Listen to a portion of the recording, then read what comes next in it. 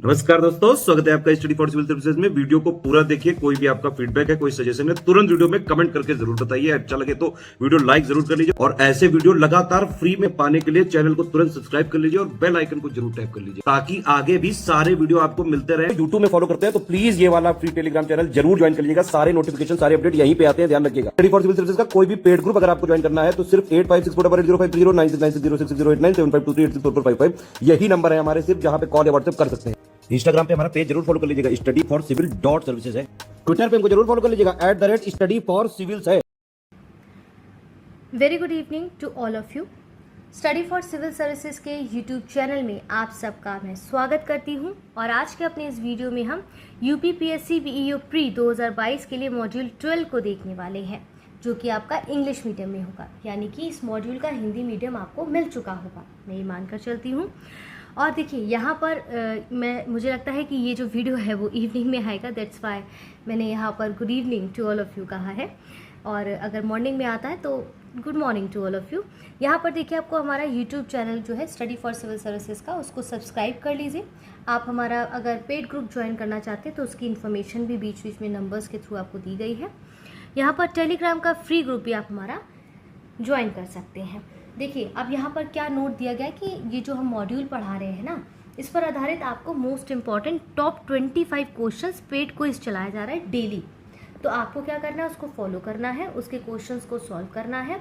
उसमें कुछ आपको क्विज के सभी आपको पेड क्विज में देखेंगे लगातार आपको questions, important tricks, voice lectures जैसे कि मैं दे रही हूँ अभी, इंपॉर्टेंट अपडेट्स हो गया, लेटेस्ट ट्रेंड हो गया, पैटर्न हो गया, इन सबको फॉलो करते रहना है। पेड क्विज को भी ज़रूर देखना है, अच्छे से सॉल्व करना है, इग्नोर नहीं करना है, क्योंकि इन्हीं मॉड्यूल्स पर आधारित उनको बनाया गया है। तो जब आप ये मॉड्यूल्स पढ़ लेंगे तो इसके बाद जब आप प्रश्न पढ़ेंगे तो क्या होगा, आपको प्रश्नों की प्रकृति पता चलेगी, उनका नेचर पता चलेगा कि एग्जाम्स में पूछा कैसे जाता है। तो इसके लिए आपको पहले मॉड्यूल्स करना है, फिर आपको वो पेड क्विज ग्रुप भी ज्वाइन कर लेना है, ताकि उसकी साथ साथ दोनों चीज़ों की साथ में तैयारी होती रहे। क्योंकि सिर्फ मॉड्यूल्स पढ़ने से कुछ नहीं होगा जब तक आप प्रश्नों को हल नहीं करेंगे और अपने आप को जांचेंगे नहीं, आंकेंगे नहीं। स्पष्ट है। आइए अब हम यहाँ पर एंशिएंट हिस्ट्री ऑफ इंडिया यानी कि प्राचीन भारत के इतिहास को देख रहे हैं। यानी कि इसका पहले भी हमने कुछ मॉड्यूल्स में एंशिएंट हिस्ट्री को कवर किया है। तो आपकी ड्यूटी क्या बनती है कि यदि अभी तक भी आपने अगर नहीं देखा है तो ईमानदारी से अपने आप को एक्सेप्ट करिए कि आपने पुराने मॉड्यूल्स नहीं देखे, तो प्लीज़ उन्हें जाके देखिए। इसमें मुझसे ज़्यादा आपका फ़ायदा होगा, क्योंकि अगर कोई भी चीज़ स्किप हो जाएगी तो कॉन्सेप्ट क्लियर नहीं हो पाएगा और फिर आप क्या बोलेंगे कि आपको सही से पढ़ाया नहीं गया। तो इसलिए पहले आपको थोड़ा सा खुद को मेंटली फिजिकली प्रिपेयर्ड करना है कि ऑनेस्टली सारे मॉड्यूल्स को कट टू कट आपको मतलब 1 to प्रॉपर देखना है, जितने भी तक आ चुके हैं, राइट। चलिए, प्राचीन भारत के इतिहास में आप देखेंगे 8 प्रकार के जो विवाह हैं उनका वर्णन किया गया है। और कहते हैं कि मनुस्मृति में, अगर मैं कहूँ तो मनुस्मृति में आप देखेंगे कि 8 प्रकार के विवाहों का, देखिए मनुस्मृति में विवाह के 8 प्रकारों का उल्लेख किया गया है, जिसमें प्रथम 4 विवाह को प्रशंसनीय और शेष जो 4 है उनको निंदनीय माना जाता है। ऐसा क्यों है, ये जब हम पढ़ेंगे तो हम समझेंगे। तो स्टार्टिंग के ये जो 1 2 3 4 ये जो प्रजापति विवाह तक है, इनको प्रशंसनीय विवाह कहा गया है। जबकि ये जो गंधर्व हो गया, असुर हो गया, राक्षस हो गया, पिशाचित हो गया, इसको निंदनीय, ठीक है, इसको निंदनीय आपका विवाह कहा गया है। ठीक है, ये क्यों है इसको पढ़ते हैं, फिर हम इसको डिटेल में समझेंगे। जैसे पहला क्या है, ब्रह्म विवाह। तो कन्या के बड़े होने पर, उसके वयस्क होने पर उसके माता पिता जो है, माता पिता के द्वारा योग्य वर यानी कि योग्य वर को, लड़के को खोजकर उसकी अपनी कन्या का विवाह कर दिया जाता है। अब इसमें देखेंगे दैव विवाह क्या होता है, यज्ञ करने वाले पुरोहित के साथ कन्या का विवाह कर दिया जाता है। आर्ष विवाह की अगर मैं बात करूं तो इसमें क्या है कि जो ब्राइड के पिता होते हैं ना, कन्या के पिता द्वारा यज्ञ कार्य हेतु एक या 2 गाय के बदले में अपनी कन्या का विवाह करना होता है इसमें। जबकि आप देखते हैं प्रजापति जो विवाह होता है, प्रजापात्य, माफ़ी चाहती हूँ, प्रजापति ये विवाह या प्रजापात्य भी कह सकते हैं। प्रजापात्य जो विवाह है, इसमें पिता जो है वो वर स्वयं कन्या के पिता से कन्या मांगकर विवाह करता है। ठीक है। अब निंदनीय विवाह क्या होता था, इसमें असुर विवाह की अगर हम बात करें तो कन्या के पिता के द्वारा धन के बदले में कन्या का विक्रय यानी कि उसको बेच दिया जाता था कहीं ना कहीं। ठीक है। It was a love marriage भी जैसे मानते हैं। ये जो गंधर्व विवाह, माफ़ी चाहती हूँ मैं, अभी ये असुर विवाह की बात कर रही थी, ये गंधर्व विवाह की बात अब मैं करूँगी। जो गंधर्व विवाह है वो कन्या पुरुष प्रेम, या फिर हम कह सकते हैं it's called a love marriage, it was a love marriage. तो रक्षा विवाह अगर हम देखें, जैसे राक्षस, यहाँ पर राक्षस होगा, ठीक है, राक्षस जो है विवाह, वो आप देखते हैं इसमें क्या होता है कि बलपूर्वक कन्या को छीनकर उससे विवाह करना होता है। पिशाच विवाह क्या है आपका, इसमें खोई हुई या फिर किसी विक्षिप्त कन्या के साथ सहवास कर विवाह करना होता है। The girl use to kidnap for marriage, ठीक है, अपहरण करके विवाह करना बेसिकली। अब यहाँ पर क्या दिया गया है कि वैदिक काल में प्रयोग होने वाले, यहाँ पर आपको ये शब्द दिए गए कुछ, ठीक है, वैदिक काल में प्रयोग होने वाले कुछ शब्द आपको इस हिस्से में दिए गए हैं। यहाँ पर आपको जो पुराने ऋग्वैदिक काल की जो नदियाँ थी उनका मॉडर्न नेम यहाँ पर दिया गया और उनका एंशियंट नेम नदियों का यहाँ दिया गया है। अब जैसे यहाँ पर वैदिक काल में जो शब्द प्रयोग हुए हैं उनको देखेंगे, जैसे किंग यानी कि राजा जो होते थे उनको गोप्त कहा जाता था, जो गेस्ट होते थे उनको अतिथि यानी कि क्या कहा जाता था, अतिथियों को गोहंता या गोहन कहा जाता था, और युद्ध को गविष्टि गेसु या गम्य कहा जाता था। काऊ को क्या कहा जाता था, अघन्या यानी कि न मारे जाने योग्य, ठीक है। लांगल देखेंगे आप, उसको क्या कहा जाता था, हल कहा जाता था। सीता जो होता था वो क्या है, खेत में हल चलाने के बाद बनी नालियाँ या निशान होता था। बढ़ई को, कारपेंटर को क्या कहा जाता था, तक्षण। नाई को वाप्ती कहा जाता था। डेजर्ट यानी कि मरुस्थल को धन्व कहा जाता था। अनाज को धान्य कहा जाता था। उर्वरा को यहाँ पर जुते हुए खेत, और खिल्ले को चारागाह। अकाउंटेंट यानी कि लेखाकार को अक्षबाप, और बाज्रपति को चारागाह प्रमुख कहा जाता था।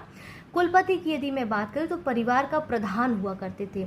और स्पष्ट क्या हुआ थे, दूतास क्या थे, गुप्तचर हुआ करते थे, इन्फॉर्मर्स हुआ करते थे, मैसेंजर्स कहा जाता था। कुलपति को हेड ऑफ द फैमिली कहा जाता था। स्पष्ट हो गया जो वैदिक काल में शब्द प्रयोग होते थे, एक्चुअल में जो हम आज यूज़ करते हैं बढ़ई वगैरह, उनको उस समय पे क्या कहा जाता था उनके बारे में यहाँ पर मेंशन किया गया था। अब देख लीजिए प्राचीन नाम, जैसे ऋग्वैदिक नदियों के आप देखेंगे अस्कनी, अस्कनी का मॉडर्न नाम आज के समय में क्या है, चेनाब कहते हैं। अस्कनी जो प्राचीन नाम नदी का है उसको हम चेनाब के नाम से जानते हैं। जैसे अब देखिए जैसे व्यास है, व्यास नदी का नाम पुराना क्या था, इसमें क्या था, व्यास नदी का पुराना नाम विपासा था। रावी का पुराना नाम परुषणी था, ठीक है। झेलम का आप देखेंगे पुराना नाम क्या था, वितासा था, ठीक है, क्या था, वितास्ता था। इसके बाद काबुल जिसको हम जानते हैं नदी का नाम, उसका पुराना नाम कुंभा था। और कुर्रम का पुराना नाम कुर्मू था। गोमल का पुराना नाम क्या था, यहाँ पर गोमती था, ठीक है। सुवास्तु यानी कि इसको हम स्वाद के नाम से जानते हैं, उसका नाम सुवास्तु था, ठीक है। और शुद्रति यानी कि सतलज के नाम से जिसको हम जानते हैं, और दृशादति जिसको घग्गर के नाम से आज हम जानते हैं। ये सब क्या है आपके ऋग्वैदिक काल की, क्या है आपकी ऋग्वैदिक, ठीक है, ऋग्वैदिक काल की आपकी ये नदियों के नाम हैं, नदियां हैं जिनको हम वर्तमान समय में क्या कह कर पुनाते हैं, क्या कह के जानते हैं। यहाँ पर उनके बारे में डिटेल में दिया गया है, ये याद कर लेना है। मैच द फॉलोइंग में कई बार पूछे गए हैं, तो अच्छे से इसको कह सकते हैं रट लेना है, ठीक है। यहाँ पर आपके व्हाट्सएप नंबर के डिटेल्स और कॉल वगैरह ग्रुप पेड ग्रुप के लिए दिए गए हैं। यहाँ पर आपको ज्ञान सर का व्हाट्सएप नंबर दिया गया है, उनको खाली आप टेक्स्ट कर सकते हैं, उनसे इन्फॉर्मेशन जो लेनी है एग्जाम से संबंधित, नोट से संबंधित, आप एनी टाइम आप उनसे पूछ सकते हैं। ये BEO 2022-23 के लिए आपका ये पेड मॉड्यूल है, लेकिन यूट्यूब पर आपको ये फ्री दिया जा रहा है। तो फ्री वीडियोस हमारे रहे, हमारा जैसा वायदा रहता है आपको फ्री वीडियोस देने का, वैसा ही यहाँ पर टारगेट को पूरा किया जा रहा है। आइए अब यहाँ पर इंपॉर्टेंट वन लाइनर फैक्ट्स। अब ये वन लाइनर फैक्ट्स में हम हर लाइन में एक फैक्ट है तो इसको पढ़ते हुए चलना है और समझाते हुए चलना है मुझे, ठीक है। जैसे आप देखेंगे जो आपका the word Vedanta was used for Upanishad, ठीक है। उपनिषद में आप देखेंगे कि Upanishad for the Vedic text, Max Muller holds that the Rigvedic, आप देखेंगे जो सर्वप्रथम व्हीलर ने ये विचार व्यक्त किया था कि आर्यों ने भारत में क्या हुआ था कि Rigveda was not born in north west India but origin Iran. यहाँ पर देखिए बहुत सी चीज़ें हैं जो आपको इस तरह से समझनी है कि कहते हैं कि मैक्स मूलर ने, यहाँ पर मैं माफ़ी चाहती हूँ, मैक्स मूलर की एक्चुअली बात कर रहे हैं। यहाँ पर आप देखेंगे कि मैक्स मूलर ने क्या कहा था कि मैक्स मूलर ने माना कि ऋग्वेद का जो जन्म है वो उत्तर पश्चिम भारत में नहीं बल्कि ईरान में हुआ था। मत्स्य और वायु पुराण को उनके रचनाकारों ने सर्वाधिक पुरातन पुराण भी कहा है। मत्स्य और पुराण को सबसे पुराने पुराण के नाम से भी जाना जाता है। अब देखिए सामवेद की बात यहाँ आई, इसके 3 ब्रांचेस हैं। तो सामवेद क्या होता है, पहले हम उसको समझ लेते हैं। देखिए सामवेद क्या है, अगर आपने पहले मॉड्यूल्स देखे होंगे तो उसमें मैंने सामवेद, अथर्ववेद, यजुर्वेद और ऋग्वेद वगैरह सब पढ़ाया है। तो सामवेद को पहले हम समझते हैं। सामवेद आपका क्या है? साम का अर्थ क्या होता है? गान होता है। इसमें मुख्यतः यज्ञों के अवसर पर गाए जाने वाले मंत्रों का संग्रह होता है। इसे भारतीय संगीत का जनक भी कहा जाता है। 7 स्वरों की उत्पत्ति इसी से होती है। सा रे गा मा पा धा नी जो है 7 स्वर है, उनकी उत्पत्ति आपके सामवेद से ही होती है। ये मैंने आपको in detail art and culture के सेक्शन में पढ़ाया है। अब देखिए यहाँ पर 3 रचनाएं, 3 शाखाएं जो है सामवेद की, वो कह रहे हैं। वो कौन कौन सी हैं? कौतुम संहिता जो कि गुजरात से संबंधित है, राणायणी संहिता जो कि महाराष्ट्र से संबंधित है, जैमिनी संहिता कर्नाटक से संबंधित है। तो आपको मैं ये हाईलाइट करती हूँ और इसको आपको रटना है पूरी तरह से। रामायणीय, ये जो रामायणी संहिता है वो रिलेटेड टू महाराष्ट्र। देखिए जैमिनीय संहिता कर्नाटक से संबंधित है। द मोस्ट पॉपुलर इज कौथाम संहिता जो है, कौथुम संहिता जो सबसे ज़्यादा प्रसिद्ध है सामवेद के 3 ब्रांचेस में से। ठीक है। द फर्स्ट संस्कार, यहाँ पर देखिए 16 संस्कार आपने सुने होंगे। यहाँ पर हमारे भारतीय इतिहास में 16 संस्कारों का वर्णन काफ़ी बार देखने को मिला है। तो 16 संस्कार में आप देखेंगे कि जो 16 संस्कार हैं वो आपके कौन कौन से हैं। जैसे पहला संस्कार क्या है? गर्भाधान। दूसरा क्या है? पुंसवन। तीसरा क्या है? सीमांत नयन है। जात कर्म चौथा है। नामकरण 5वां है। छठा आपका निष्क्रमण है। 7वां अन्नप्राशन है। और नीचे की अगर बात करूँ तो 11वां आपका उपनयन है। और आपका देखेंगे कि विवाह आपका 15वां 16 संस्कार में आता है। 16वां अंतिम संस्कार क्या है? अंत्येष्टि है। तो ये सब आपके छोटे छोटे मोटे मोटे मैंने 16 संस्कार यहाँ पर बता दिए हैं। यहाँ पर फर्स्ट संस्कार की बात कर रहे हैं जो कि यहाँ पर आपको गर्भाधान अभी बताया है। The theory of the divine origin kingship was first mention in the Aitareya ब्रह्म। ठीक है। ऐत्रेय ब्राह्मण में आप देखेंगे जो उपनिषदों की यहाँ पर जैसे बताया गया कि जो राजत्व की देवी उत्पत्ति का सिद्धांत है ना, theory of divine origin of kingship, ऐसा माना जाता है कि जो राजा माना जाता था, जो राजा होते हैं वो भगवान के या देवताओं के जो दूत होते हैं, इसलिए उनको पृथ्वी पे भेजा जाता है। ऐसा उल्लेख कहाँ मिला है? आपके ऐत्रेय ब्राह्मण में किया गया है। ये उल्लेख जो है वो ऐत्रेय ब्राह्मण में किया गया है। और जब मैंने आपको सारे वेद पढ़ाए थे तो बताया था कि ऐत्रेय ब्राह्मण किससे संबंधित है, किस वेद से संबंधित है। यदि आपको पता है तो कमेंट बॉक्स में यहाँ पर बताइएगा। ठीक है। ऐत्रेय ब्राह्मण में ये वर्णन किया गया है। The Arctic home in the Vedas नामक पुस्तक की जो रचना है वो बाल गंगाधर तिलक ने की थी। ठीक है। बाल गंगाधर तिलक के द्वारा क्या लिखा गया था? टाइटल क्या था बुक का? The Arctic home in the Vedas was composed bye बाल गंगाधर तिलक। याद कर लीजिएगा, इंपॉर्टेंट हो सकता है। द थीम ऑफ द उपनिषद, आप देखेंगे उपनिषदों की जो विषय वस्तु है ना वो क्या है? सर्च फॉर ट्रूथ, यानी कि सत्य की खोज है। ठीक है। सत्य की खोज है इसका जो थीम है। और ऋग्वैदिक काल में परिवार की जो संपत्ति है, पिता का अधिकार होता था। बेसिकली पितृसत्तात्मक हम कह सकते हैं। और इसमें देखते हैं आप कि कहते हैं कि वैधायन सूत्र के अनुसार राजा अपनी प्रजा की रक्षा के लिए उसके बदले में राजा को जो है प्रजा का उपज का 6ठा भाग प्राप्त होता था। ऐसा मानते हैं कि जो राजा उसकी रक्षा करता है उसके मिले हुए उसके भाग से ही करता है, उसका जो मिला धन होता है उससे उसकी रक्षा करता है। ठीक है। इसके बाद कहते हैं अकॉर्डिंग टू द बुद्धायन सूत्र, जो आप देखते हैं कि यहाँ पर बात करें जो Baudhayana Sutra, king use to protect his subject in return for which the king would get 1/6 gain produced of by the subjects. ये भी हमने देखा था। वेदता, यहाँ पर वेदाता की जो बात कर रहे हैं, विदत की अगर हम कहें, माफ़ी चाहती हूँ, विदत है। विदत सबसे प्राचीन संस्था है आपके पूर्व वैदिक काल की। तो विदत क्या होता था इसको हम समझ लेते हैं। ये जो शब्द है ना विदत, जैसे ये शब्द आते हैं ये आपसे डायरेक्ट लाइंस में पूछे जाते हैं, स्टेटमेंट बना दिए जाते हैं। तो आपको जब इनके शब्दों के नाम पता होंगे तो आपको एक अच्छा आंसर राइटिंग भी कर पाएंगे मेंस के क्वेश्चन पेपर में। तो यहाँ पर हम विदत को समझ लेते हैं कि विदत क्या होता है। देखिए विदत क्या है आपका, बेसिकली विदत जो है वो आर्यों की प्राचीनतम संस्था थी जो सैनिक और असैनिक कार्यों से जुड़ी हुआ करती थी। इसी से सभा समिति का विकास भी हुआ था। समिति हो गया, सभा हो गया, गढ़ हो गया, नौकरशाही हो गया, इन सबको ना अच्छे से डिटेल में आप देख लेना। ठीक है। यहाँ पर फिलहाल विदत की बात कर रहा है। इसके बाद कहते हैं कि यहाँ पर इस संस्थान में समाज के संसाधनों का वितरण जो है उसका उल्लेख, इसे जनसभा कहते हैं, जनसभा भी कहा जाता है। विदत तो सबसे प्राचीन संस्था है। इनकारनेशन की जो बात करते हैं यहाँ पर, ठीक है, यहाँ पर first mention in the Bhagavad Gita में आपको सबसे पहले अवतारवाद की चर्चा मिलती है, जिसमें आप देखें कौन कौन से अवतार की बात की गई। नारायण, नरसिंह, वामन देव ने अवतार माने जाते हैं। और शतपथ ब्राह्मण में जल प्रावन की कथा का वर्णन मिलता है। शतपथ ब्राह्मण, देखिए मैंने आपको जब सारे वेद पढ़ाए थे तो उसमें शतपथ ब्राह्मण जैसे ये सब चीज़ों को भी बताया था।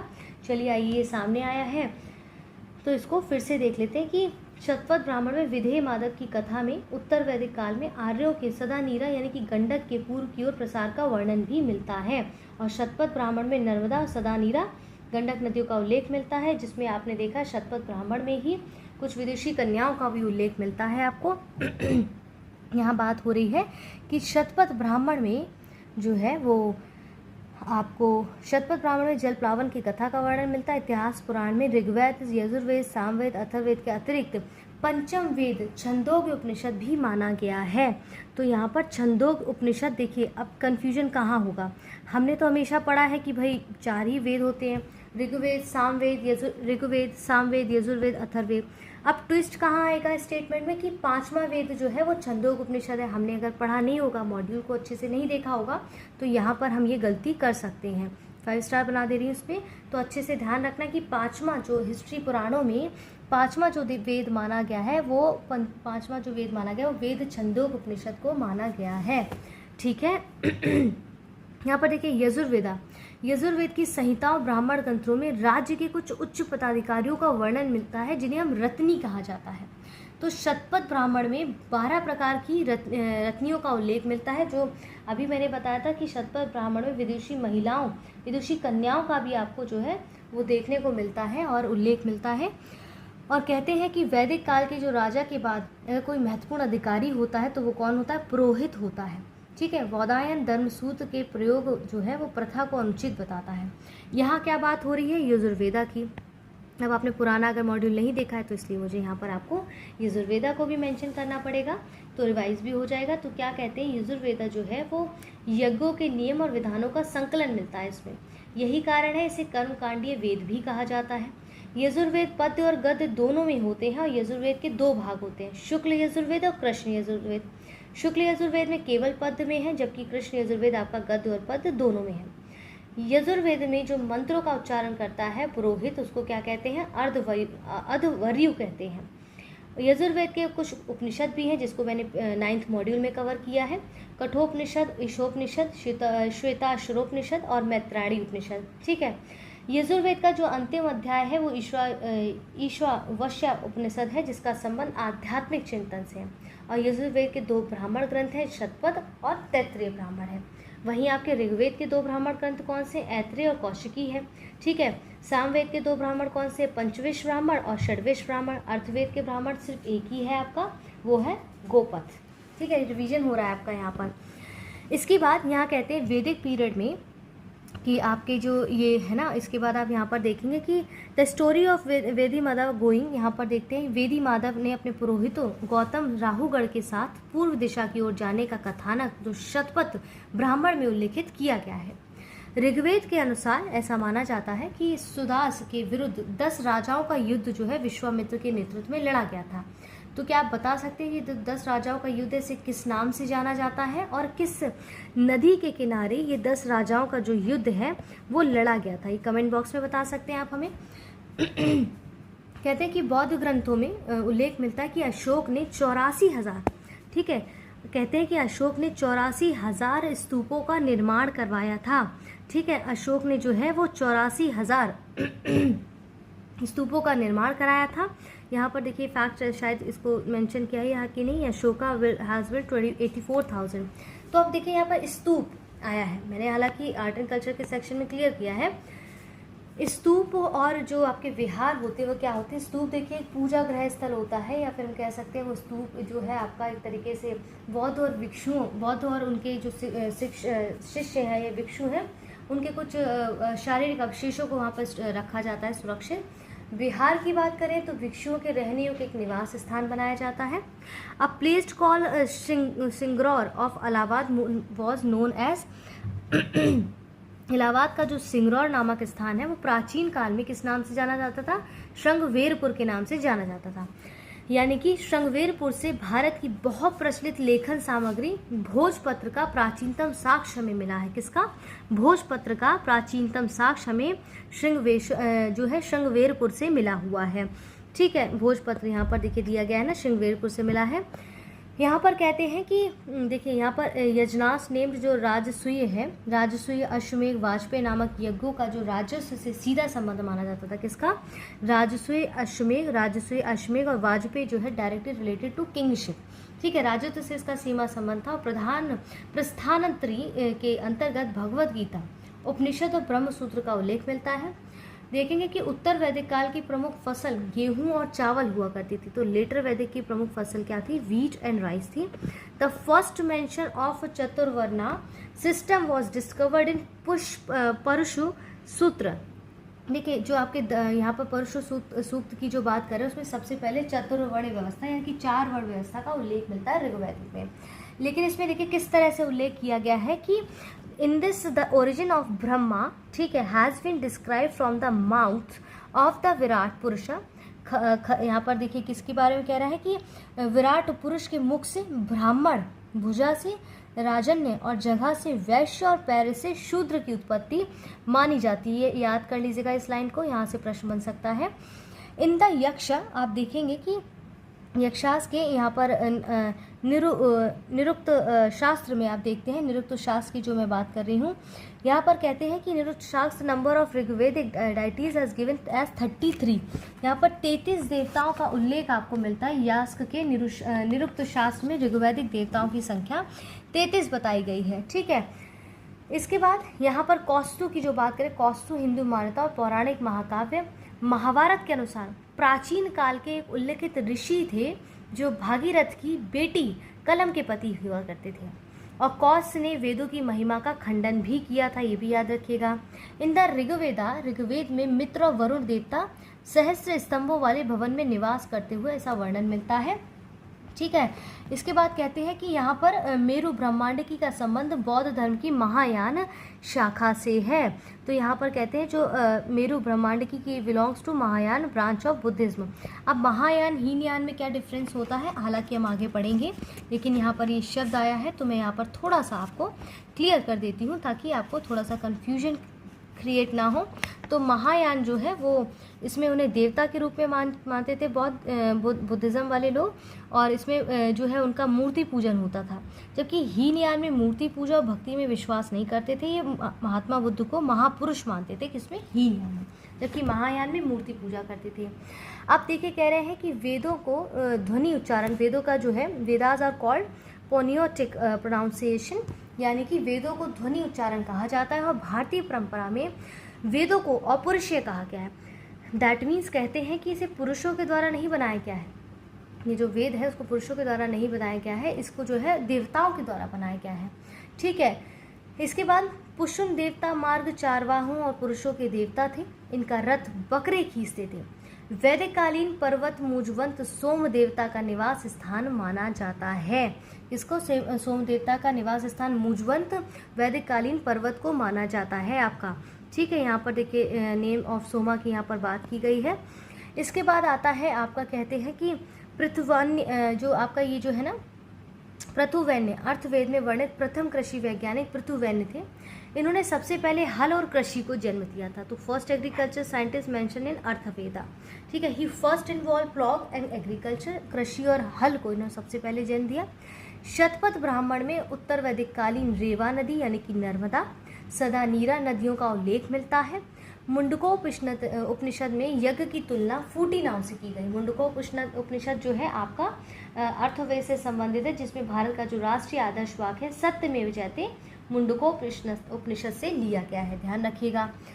अब कह रहे हैं कि यहाँ पर शूलगव्य यज्ञ जो है रुद्र के लिए किया जाता था, जिसमें वराह और नरसिंह अवतारों को प्राचीन भारत के इतिहास में प्रजापति के रूप में वर्णित किया गया है। किसकी बात? शूलगव्य यज्ञ की बात कर रहा है।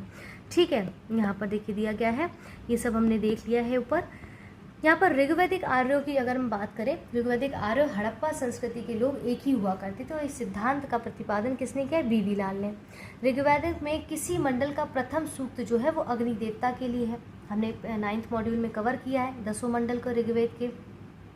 बृहदारण्यक जो उपनिषद है उसमें अजात शत्रु को काशी का राजा कहा गया है, और गंगा यमुना नदियों का इसमें उल्लेख हमें सर्वाधिक ऋग्वेद में मिलता है। उत्तर वैदिक काल में आप देखेंगे राजा को संदेश देने वाला पालागल कहलाता था। ठीक है, पालागल कहलाता था यहाँ पर। द बैटल ऑफ 10 किंग्स जो अभी हमने पूछा था, यदि यहाँ तक आप आ गए तो उसका आंसर चलिए यहाँ पर है। दशराग युग यानी कि 10 राजाओं का जो युद्ध है वो परुषणी नदी, जिसको आधुनिक टाइम पे हम रावी नदी कहते हैं, उसके तट पर लड़ा गया था, जिसमें भरतों के राजा सुदास की विजय हुई थी, और वैदिक काल में गाय को अघन्या यानी कि ना माने जाने योग्य माना गया है। ये हमने अभी स्टार्टिंग में देखा था। Arya word is a symbol of language which means great और हाई बॉर्न। दैट मीन्स जो आर्य शब्द है उसका जो भाषा का सूचक है ना, उसका मतलब श्रेष्ठ या कुलीन है। तो क्लासिकीय संस्कृति में आर्य शब्द का अर्थ होता है एक उत्तम व्यक्ति। ताम्र निधियाँ आर्यों का कर्तव्य है, ये कथन एच गोल्डन का था। तो ये किसका कथन था? एच गोल्डन का था। A copper evidences belong to Aryans. Aryan is not mentioned in Rigveda but in found in later Vedic literature.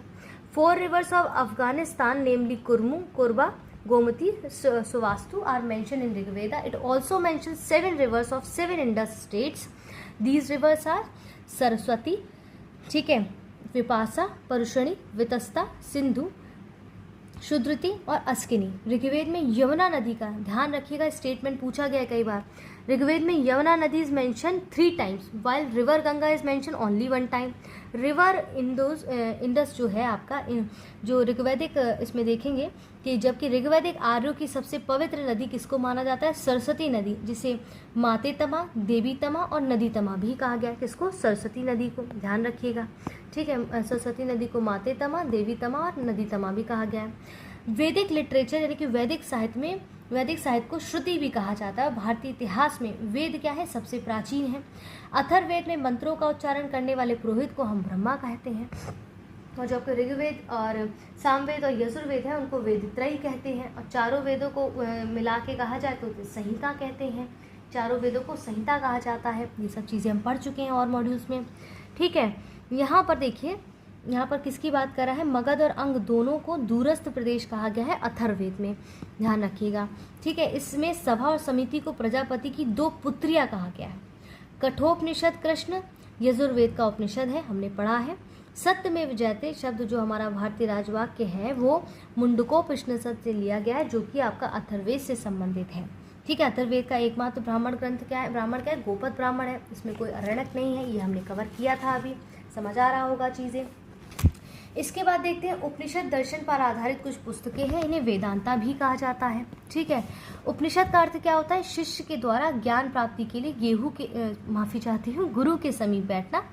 पुराणों की संख्या इसमें 18 मानी गई है। कितनी? 18 मानी गई है, और इनकी रचना लोमहर्ष ऋषि और उनके पुत्र उग्र श्रवा ने की है। तो पुराणों की जो 18 रचना मानी गई है उसको किसने जो है कंपोज किया? ध्यान रखिएगा, लोमहर्ष ऋषि और उनके जो शिष्य हैं, उनके जो पुत्र हैं, उग्र श्रवा ने की थी, ध्यान रहेगा। चलिए इसको हाईलाइट कर देते हैं थोड़ा सा, यहाँ पर आगे बढ़ते हैं। फैमिली और कुल was the smallest unit of Rigvedic society. Rigvedic समाज की सबसे छोटी इकाई परिवार या कुल होती थी। तो परिवार के लिए गृह शब्द जो प्रयोग हुआ वो ऋग्वैदिक समाज पितृसत्तात्मक पैट्रियोटिक जो सोसाइटी थी। आप देखेंगे ऋग्वेद के 10 मंडल थे, जिसमें 10वें मंडल के पुरुष सूक्त में सबसे पहले शूद्र शब्द मिलता है हमें। तो सबसे पहले जो शूद्र 10वें मंडल से ऋग्वैदिक से हमें देखने को मिलता है पुरुष सूक्त से। In this the origin of 4 varnas has been told from the different part of the Virat Purush. हमने देखा था उसके मुख से क्या, ब्राह्मण के मुख से क्या है, हाथों से क्या है, पैरों से क्या है, वो शूद्र और जांग वगैरह हम सब पढ़ चुके हैं। गोत्र शब्द का सबसे पहले उपयोग आपको कहाँ पर? ऋग्वेद में देखने को मिलता है। द गोत्र was first mention in Rigveda. The original meaning of the word of गोत्रा इज घोष्ट। ठीक है। गोष्ट इज दैट मीन्स कि गोष्ट जो है वो गोत्र का शब्द का मूल अर्थ होता है। ऋग्वेद में वर्णित यव शब्द का प्रयोग अनाज और जौ के लिए किया जाता था। ठीक है, ध्यान रखिएगा, ऋग्वेद में द वर्ड ऑफ युवा यहाँ पर देखेंगे कि अनाज और जौ के लिए यहाँ पर यव शब्द का प्रयोग किया जाता था। फूड है ये युवा। ठीक है, तो यहाँ पर ऋग्वेद में इसका मेनली प्रयोग होता था। चलिए, the culture of the Aryas were basically rural. आर्यों की जो संस्कृति थी ना, कहते हैं कि वो ग्रामीण हुआ करती थी और कृषि और पशुपालन उनके इकोनॉमिकल जो लाइफ है, आर्थिक जीवन का मूल बेस हुआ करती थी। ठीक है, the agriculture is rarely mention in the Rigveda as compare to animal husbandry. यहाँ पर पशुपालन का उल्लेख ज़्यादा मिलता है कृषि की तुलना में। ठीक है, ऋग्वेद में मात्र 24 मंत्रों में ही कृषि का उल्लेख मिलता है, क्योंकि ऋग्वेद से ही पता चलता है कि सिंध और गंधार प्रदेश सुंदर ऊनी वस्त्रों के लिए काफ़ी प्रख्यात थे। देखेंगे वैदिक साहित्य में ऋग्वेद प्राचीनतम ग्रंथ रहा है, जिसमें सबसे सर्वप्रथम बहुदेववाद के दर्शन प्राप्त हुए। ऋग्वेद में सर्वाधिक सूक्त इंद्र को समर्पित है और इंद्र को आर्यों का युद्ध नेता और वर्षा का देवता माना जाता है इंद्र को। ठीक है, 2-3 देवताओं की बात हुई। पहला यहाँ पर जो है वो इंद्र की बात की गई है। ठीक है, इसके बाद अग्नि देखेंगे। अग्नि जो ऋग्वेद में दूसरा देवता जिनको माना था वो अग्नि है, और तीसरा वरुण को देवता माना जाता है। ठीक है, किसको? वरुण को माना। तो पहला इंद्र है यहाँ पर, देखिए पहला इंद्र है, दूसरे देवता अग्नि है, तीसरे देवता ऋग्वेद के वरुण है। क्लियर हो गया है अभी तक सारी चीज़ें? चलिए, अब हम लेटर वैदिक सभ्यता यानी कि लेटर वैदिक सिविलाइजेशन के बारे में यहाँ पर पढ़ने वाले हैं। अपने आप को तैयार कर लीजिए कुछ क्षण लेकर, फिर इसको हम शुरू करते हैं। ठीक है, देखिए उत्तर वैदिक काल की अगर मैं बात करूं तो इसमें आप देखेंगे कि ये युग जो था वो आर्य संस्कृति के प्रसार और विकास, उनके उत्कर्ष और मतभेद का विभिन्नीकरण का एक युग हुआ करता था। इस काल में हमारे धर्म, दर्शन, नीति, आचार विचार, मत विश्वास आदि की रूपरेखा जो थी प्रधान रूप से निश्चित और सुस्पष्ट हो जाए, यहाँ पर ऐसी चीज़ें की गई थी। देखिए, अब इसमें कहते हैं कि उत्तर वैदिक काल के अध्ययन के लिए सबसे महत्वपूर्ण स्रोतों में यजुर्वेद, सामवेद, अथर्ववेद, ब्राह्मण ग्रंथ, उपनिषद एवं अरण्यक प्रमुख माने जाते हैं। सामान्यतः आप देखेंगे कि लौह प्रौद्योगिकी युग की शुरुआत जो है उसको उत्तर वैदिक काल से जोड़ा जाता है। इसे पर्याप्त साक्ष्य भी उपलब्ध है इसके। ठीक है, इस काल के अध्ययन के लिए चित्रित धूसर मृतभांड एक महत्वपूर्ण साक्ष्य रहे हैं। इस संस्कृति के लोगों का मुख्य केंद्र मध्य देश था, जिसका प्रसार सरस्वती नदी से लेकर गंगा के दोआब तक होता था। इसकी भौगोलिक स्थिति की अगर मैं बात करूंगी तो आप देखेंगे कि यहाँ पर जो था सामाजिक स्थिति, जो सामाजिक व्यवस्था थी उसका आधार यहाँ पर वर्ण व्यवस्था था। ये मैंने भी पहले बताया था आपको। लेकिन वर्ण व्यवस्था में कठोरता आने लगी थी, तो वर्णों का जो आधार है वो कर्म पर आधारित ना होकर जाति पर आधारित होने लगा था। सोसाइटी में ऐसे कई अनेक धार्मिक श्रेणियों का उदय हुआ जो कठोर होकर विभिन्न जातियों में बदलने लगी, और इस काल में व्यवसाय अनुवांशिक होने लगे थे। 4 वर्ण इसमें जैसे बात की गई थी, ब्राह्मण, क्षत्रिय, वैश्य, शूद्र थे। ब्राह्मण के लिए ये ए ही यानी कि आइए, और क्षत्रिय के लिए आ गए ही यानी कि आओ, और वैश्य के लिए आद्रक यानी कि जल्दी आओ, और शूद्र के लिए आघाव यानी कि दौड़ कर आओ जैसे शब्दों का प्रयोग होने लगा था। ब्राह्मण, क्षत्रिय और वैश्य इन तीनों को द्विज कहा जाता था। ये उपनयन संस्कार के अधिकारी थे, और चौथा वर्ण शूद्र हुआ करता था, जो उपनयन संस्कार का अधिकारी नहीं होता था कहीं ना कहीं। ठीक है, इस काल में आप देखेंगे यज्ञ का बहुत बड़ा महत्व था, जिससे ब्राह्मणों की शक्ति का काफ़ी प्रसार और प्रभाव पड़ने लगा। ऐत्रेय ब्राह्मण में चारों वर्णों के कर्तव्यों का आपको वर्णन मिलता है उत्तर वैदिक काल में। इस काल में केवल वैश्य ही कर चुकाते थे, जबकि ब्राह्मण और क्षत्रिय दोनों वैश्यों से वसूले गए राजस्व पर जीते थे। क्रम से सबसे निचला वर्ण कौन सा आता था? शूद्र आता था, जिसका कार्य अन्य तीनों वर्णों की सेवा करना था। ठीक है, तो यहाँ पर यही सब चीज़ें इन्होंने, जैसे कहा गया शतपथ ब्राह्मण में 12 स्त्रियों का उल्लेख की जो यहाँ पर बात की गई है वो मैंने आपको बताया था। इसमें 12 स्त्रियों की जो शतपथ ब्राह्मण में, जैसे गार्गी, गंधर्व, ग्रहीता, मैत्रेयी, वेदवती, काष्ठरसनी स्त्रियों के पैतृक संपत्ति से अधिकार छीन लिया गया और सभा में प्रवेश भी वर्जित कर दिया गया था। इन विदुषी कन्याओं का इसमें उल्लेख मिलता है। इसके छांदोग्य उपनिषद में केवल 3 आश्रमों का उल्लेख मिलता है, ध्यान रखिएगा, ये पूछा जाएगा आपसे। छांदोग्य उपनिषद में सिर्फ 3 आपसे किसका बात किया जाता है? 3 आश्रमों का। सबसे पहले जो जैसे इसमें कौन कौन से आश्रम की बात की जाती है आपसे, ब्रह्मचर्य आश्रम, गृहस्थ आश्रम और वानप्रस्थ आश्रम, ठीक है। संन्यास आश्रम की इसमें बात नहीं की जाती है, कि 4 आश्रम आपके संन्यास आश्रम भी है। इनका यहाँ पर ईयर वाइज ये डिवाइडेड है, ब्रह्मचर्य आश्रम, गृहस्थ आश्रम और वानप्रस्थ आश्रम और संन्यास आश्रम, ठीक है। इसके बाद हम देखेंगे कि यहाँ पर क्या है कि इन द वैदिक पीरियड, आप देखेंगे वैदिक काल में जीवन यापन के लिए वेद वेदांत पढ़ने वाला जो अध्यापक है वो उपाध्याय कहलाता था। क्या कहलाता था वो? उपाध्याय कहलाता था। The 4 activities of agriculture have been mention in the Satpath Dharma, these are ploughing, sowing, harvesting and dressing. मतलब ये जो आप देखेंगे जुताई, बुआई, कटाई और मड़ाई जो होते थे, कृषि की चारों क्रियाओं का उल्लेख आपको शतपथ ब्राह्मण में देखने को मिलता है। उत्तर वैदिक काल में उत्तर भारत में लोहे का प्रचार हुआ और उत्तर वैदिक साहित्य में लोहे को कृष्ण अयस भी कहा गया है। तो उत्तर देखिए वैदिक पीरियड में लोहे के जो है आप इन्होंने क्या कहा है, अयास भी कहा है, अयस भी कहा है, ठीक है। शतपथ ब्राह्मण में पूर्वी और पश्चिमी समुद्रों का उल्लेख देखने को मिलता है आपको, ठीक है। यानी कि ईस्ट और वेस्ट की बात करें उसमें शतपथ ब्राह्मण में ईस्ट और वेस्ट समुद्रों का उल्लेख मिलता है। और पहली बार शतपथ ब्राह्मण में पुनर्जन्म का सिद्धांत दिखाया गया। शतपथ ब्राह्मण में पुनर्जन्म का यहाँ पर उन्होंने सिद्धांत दिखाया है शतपथ ब्राह्मण में, ठीक है। और ग्रह सूत्रों में 16 संस्कार जो हमने देख लिए हैं, और ग्रह सूत्र में 8 प्रकार के विवाहों का उल्लेख मिलता है, जिनको हमने स्टार्टिंग में ही पढ़ लिया था। अब इसके बाद आते हैं यहाँ पर हम बुद्धिज्म की बात करें, बौद्ध धर्म की बात कर रहे हैं। तो देखिए बौद्ध धर्म जो है उसमें हम कैसे इस तरह से इसको समझ सकते हैं, इसमें डिटेलिंग दी गई है। देखिए बौद्ध धर्म ये कहते हैं कि जो इसके संस्थापक कौन थे, गौतम बुद्ध थे। उनका बचपन का नाम सिद्धार्थ कहा जाता है, ठीक है। ये पैदा कब हुए थे? 563 ईसा पूर्व कपिलवस्तु लुम्बिनी में पैदा हुए थे। और मानते हैं कि बौद्ध धर्म के संस्थापक महात्मा बुद्ध जो थे ही, इसके बुद्ध का अर्थ क्या होता है? प्रकाशमान, यानी कि जागृत होना, ठीक है। उनके पिता कौन थे? शुद्धोधन थे, जो कपिलवस्तु के शाक्यों के गणराजा थे। और अगर उनके जन्म के शाक्यों की राजधानी कपिलवस्तु के समीप जो लुम्बिनी है उसमें उनका 563 ईस्वी में जन्म हुआ था। इनकी माता की यदि बात की जाए तो महामाया देवी जो है वो कोलिक गणराज्य की राजकुमारी हुआ करती थी। और इनके जन्म के 7वें दिन ही इनकी माता की मृत्यु हो गई थी, जिसके कारण इसके बाद इनका जो पालन पोषण इनकी मौसी प्रजापति गौतमी ने किया था। गौतम बुद्ध के बचपन का नाम हम सब जानते हैं सिद्धार्थ था, ठीक है। इसके बाद आप देखेंगे कि 16 वर्ष की अवस्था में सिद्धार्थ का विवाह शाक्य कुल की कन्या यशोधरा से हुआ। और सिद्धार्थ से यशोधरा को एक पुत्र हुआ जिसका नाम राहुल था। तो यहाँ पर इनके बेटे का भी नाम नेम ऑफ सन राहुल और वाइफ का नाम यहाँ पर दिया गया है। पालन पोषण का स्टेप मदर भी कहते हैं प्रजापति गौतमी, अब उनकी मासी थी बेसिकली। इनके फादर सुदोधना है, इसके बाद माया देवी इनकी माता है, यहाँ पर हमने देखा है। इनके फर्स्ट टीचर कौन है? इनके जो प्रथम हम कहें कि प्रथम जो इनके कहते हैं कि गुरु थे वो थे आलार कलाम थे, ठीक है। आलार कलाम इनके प्रथम गुरु थे। इनके सेकंड गुरु कहते हैं कि रुद्र कराम पुत्र थे, ठीक है, याद रखिएगा आप ये।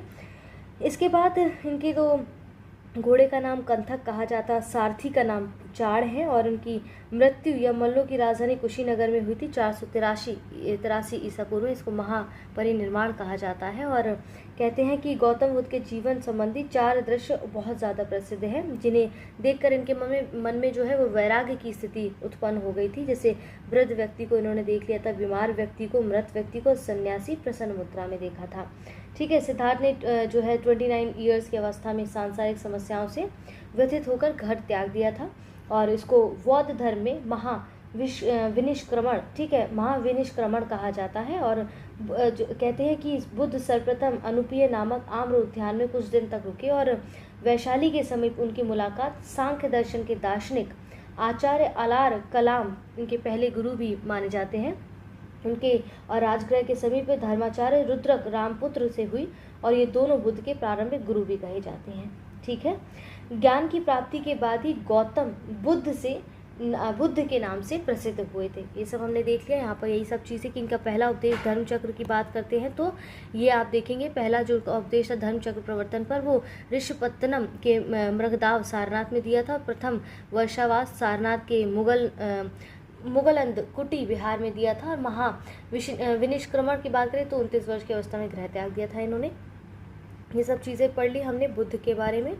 अब हम पढ़ते हैं इनके कुछ शिष्य और अनुयायी हुआ करते थे, जिनको यहाँ पर major disciplines and followers of Buddha. जैसे महाकश्यप आप देखेंगे, महाकश्यप जो है वो आप देखते हैं कि ये मगध के ब्राह्मण परिवार से थे। इनके जो शिष्य थे, इनके जो अनुयायी थे महाकश्यप, ये मगध परिवार के जो है वो अनुयायी थे। और कहते हैं प्रथम बौद्ध संगीति के अध्यक्ष कौन थे? महाकश्यप ही थे। तो याद रखिए फर्स्ट बौद्ध काउंसिल जो थी वो उसके अध्यक्ष कौन थे? महाकश्यप थे। घबराना नहीं है, ये बौद्ध संगीति अभी हम आगे डिटेल में पढ़ने वाले हैं। ठीक है, यहाँ पर सिर्फ इनकी झलक दी गई है, उनके अनुयायियों की वजह से हमें यहाँ पर इसको पढ़ना है। देखिए अब इसमें कह रहे हैं कि महाकच्चायन जो है वो प्रवज्या से पूर्व इनका नाम नालक था और ये अवंतीवासी थे और अवंती में बुद्ध धर्म के प्रचार का श्रेय इन्हीं को जाता है। सारीपुत्र आप देखेंगे जो है वो प्रवज्य से पूर्व इनका नाम उपतिष्य था और सारीपुत्र की जन्मस्थली नालंदा थी।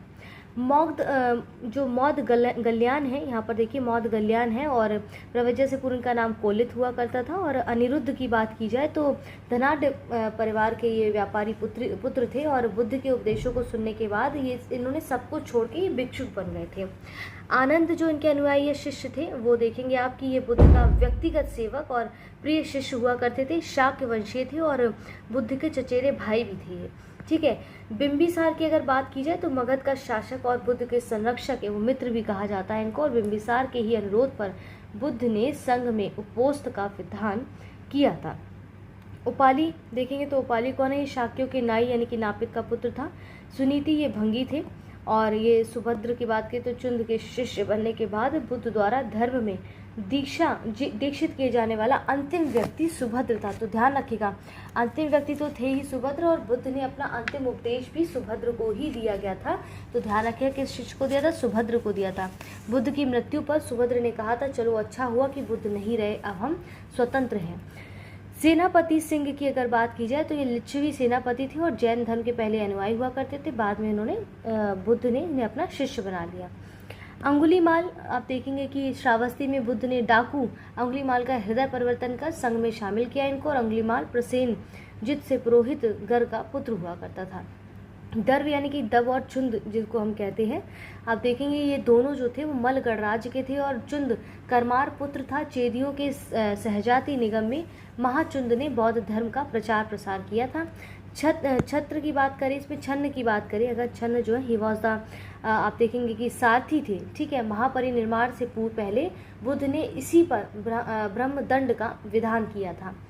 कोटपति जो थे बुद्ध जब राजगृह में रहते थे वहीं पर अनाथ पिंडक व्यापारी शिष्य बना और इसने जेतवन बिहार 18 करोड़ स्वर्ण मुद्राओं से राजकुमार जेत से खरीदा था। ठीक है, जीवक अगर है तो इसे बौद्ध संघ का आभूषण कहा जाता था और इसको चरक ने कौमार भ्रत भी कहा था। अजात शत्रु देखिए, आरंभ में अजात शत्रु जैन धर्म के अनुयायी थे लेकिन अंत में बौद्ध धर्म को इन्होंने यहाँ पर स्वीकार कर लिया था। ठीक है, अब वैसे जो प्रोमिनेंट वुमेन्स हैं बुद्ध से संबंधित उनके बारे में यहाँ कहते हैं। हमने पुरुषों को भी पढ़ा जो उनके अनुयायी और शिष्य थे। यहाँ पर अब महिलाएं जो अनुयायी थी, स्त्रियाँ थी, उनके बारे में बताया गया कि कैसे वो आई, कैसे उनको जोड़ा गया और कौन कौन वो थी महिलाएं इनके बौद्धिज्म में। इसमें देखिए महाप्रजापति गौतमी जिससे इनकी जो मौसी कही जाती है, सर्वप्रथम कपिल वस्तु में संघ में शामिल होने का अनुरोध किया था। गौतमी ने बुद्ध से कुल 3 बार संघ में शामिल होने का भी जो है रिक्वेस्ट किया जिसे बुद्ध ने अस्वीकार कर दिया था। फिर गौतमी वैशाली आई जहां पर सबसे पहले बुद्ध ने संघ का द्वार महिलाओं के लिए खोल दिया था। ठीक है, नंदा देखेंगे ये महाप्रजापति गौतमी की पुत्री और बुद्ध की बहन भी थी और इसने भी बुद्ध से दीक्षा ली थी। ठीक है, नंदा जो गौतमी की सिस्टर है। यशोधरा स्वयं बुद्ध की पत्नी यशोधरा ने भी प्रवज्ञा ग्रहण कर ली थी। और विशाखा की अगर बात की जाए, she was the daughter of the Shreshthi of Anga Janapada who became the patron of the Buddhism. आप देखते हैं जो विशाखा है ये अंग जनपद के श्रेष्ठी की पुत्री थी जो बौद्ध धर्म की संरक्षिका भी बनी। इसके श्रावस्ती में पुब्बा राम यानी कि पूर्वा राम और या फिर मिगार मातु प्रासाद विहार के निर्माण के लिए धन दान में दिया था। मल्लिका को देखेंगे अगर हम तो यह प्रसेनजित की पत्नी थी और इसने श्रावस्ती में मल्लिका राम विहार भी बनवाया था। खेमा बिंबिसार की पत्नी और रानी हुआ करती थी। इसके बाद यहाँ पर सुप्रवासा की बात की जाए तो ये कोली गणराज्य की थी और बुद्ध की प्रसिद्ध उपासिका भी थी।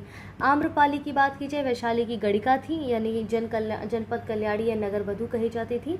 वजिरा आप देखेंगे कि विखुनी ने संयुक्त निकाय में शुद्ध संखार पूज्यों की घोषणा सबसे पहले की थी। धम्मदीना थेरी जो थे ये राजगृह की रहने वाली थी। और यहाँ पर पटाचारा की बात की जाए तो इनका जन्म श्रावस्ती के एक पूंजीपति परिवार में हुआ और थेरी गाथा में इसके द्वारा लिखे गए गीत काफ़ी प्रसिद्ध हुआ करते थे। ठीक है, इसके बाद देखिए यहाँ पर आपको क्या दिया गया है कि बुद्धा से संबंधित कुछ आपको यहाँ पर उनकी शिक्षाएं टीचिंग्स दी गई हैं और यहाँ पर फॉलोअर्स ऑफ द बुद्धा दिए गए हैं, उनके अनुयायी दिए गए हैं। ठीक है, symbols of Buddhism related to their इनके जीवन से संबंधित कुछ सिंबल हैं उनको बारे में बताया गया है। बुद्धिस्ट यूनियन ऑफिशियल की बात की जाए तो इसमें देखिए नव कुंभे की ये सब बुद्ध के संघ के अधिकारी हुआ करते थे। तो पहले हम टीचिंग ऑफ द बुद्धा पढ़ते फिर फॉलोअर्स ऑफ बुद्धास को देखते हैं। क्लियर है? देखिए अब कहते हैं कि बुद्धा की टीचिंग्स की बात की जाती है कि बुद्ध ने अपना आम जनता की भाषा पाली में कई बार उपदेश दिए थे, जिसके अनुसार कहते हैं कि सृष्टि दुखमय है, क्षणिक है और आत्मविहीन है। बुद्ध जो है वो ईश्वर और अपौरुषेय वेद की सत्ता को अस्वीकार करते हैं। बुद्ध ने कहा कि जन्म आधारित वर्ण व्यवस्था को अस्वीकार किया जाना चाहिए। बुद्ध ने प्रतीत समुत्पाद को संपूर्ण जगत पर लागू किया था। प्रतीत समुत्पाद जो है वो कार्य कारण का ही सही सिद्धांत के नाम से जाना जाता है। महात्मा बुद्ध के अनुसार एक वस्तु के विनाश के बाद दूसरे की उत्पत्ति होती है और प्रत्येक घटना के पीछे कार्यकरण का संबंध भी होता है, ऐसा उनकी शिक्षाएं कहती थी। ठीक है, बौद्ध ने निर्वाण प्राप्त करने को कहा और कहा कि इच्छा और तृष्णाओं से छुटकारा, जिससे जन्म मरण के बंधन से मुक्ति मिल सके। निर्वाण का अर्थ उनके लिए था कि दीपक का बुझ जाना, यानी कि जीवन मरण के चक्र से मुक्त हो जाना। बुद्ध ने मध्यम मार्ग यानी कि मध्यमा प्रतिपदा का उपदेश दिया था। मध्यम मार्ग की बात करते थे और बुद्ध कहते थे कि बुद्ध के दर्शन के अनुसार विश्व अनित्य है और लगातार बदलता रहता है। ये आत्मविहीन है यानी कि आत्मा है, क्योंकि यहाँ पर कुछ भी स्थायी या शाश्वत नहीं होता है। इस क्षणभंगुर दुनिया में दुख मनुष्य के जीवन का अंतर्निहित तत्व है। घोर तपस्या, विषयासक्ति और के बीच मध्यम मार्ग अपनाकर मनुष्य दुनिया के दुखों से मुक्ति पा सकता है। इसलिए बौद्ध धर्म की पारंपरिक परंपराओं में भगवान का होना या ना होना अप्रासंगिक कहा गया है। ठीक है, यहाँ पर यही सब चीज़ें आपको बोली गई हैं। इसके बाद आप देखेंगे यहाँ पर जो बुद्ध के अनुयायी थे उनके बारे में कहते हैं कि बुद्ध के शिष्यों का जो दल है वो धीरे धीरे तैयार होता गया, इसलिए उन्होंने संघ की स्थापना की। ऐसे भिक्षुओं की एक संस्था जो धम्म के शिक्षक बन गए। ये भ्रमण और एक सादा जीवन, यहाँ पर भ्रमण आपका एक्चुअली है, ये भ्रमण और एक सादा जीवन बिताते थे और उनके पास जीवन यापन के लिए आवश्यक चीज़ों के अलावा कुछ नहीं होता था। जैसे कि दिन में एक बार उपासकों से भोजन दान पाने के लिए एक कटोरा रखते थे। चूँकि वे दान पर निर्भर थे इसलिए इन्हें भिक्षुक भी कहा जाता था। शुरू में सिर्फ पुरुष ही संघ में सम्मिलित हुए, जैसा कि हमने देखा। बाद में कुछ महिलाएं भी इसमें सम्मिलित हुई। जैसे उपमाता महाप्रजापति गौतमी संघ में आने वाली पहली भिक्षुकी बनी। ठीक है, इनकी पत्नी भी इसमें आई। फिर बुद्ध के अनुयायी कई सामाजिक वर्गों से आए, चाहे इसमें राजा हो, धनवान गृहपति हो, सामान्य जन, कर्मकार हो, दास हो, शिल्पी हो, सभी इसमें शामिल हुए और सभी को बराबर माना जाता था इसमें। तो इनके अनुयायी के बारे में कुछ ऐसी बातें प्रचलित हैं।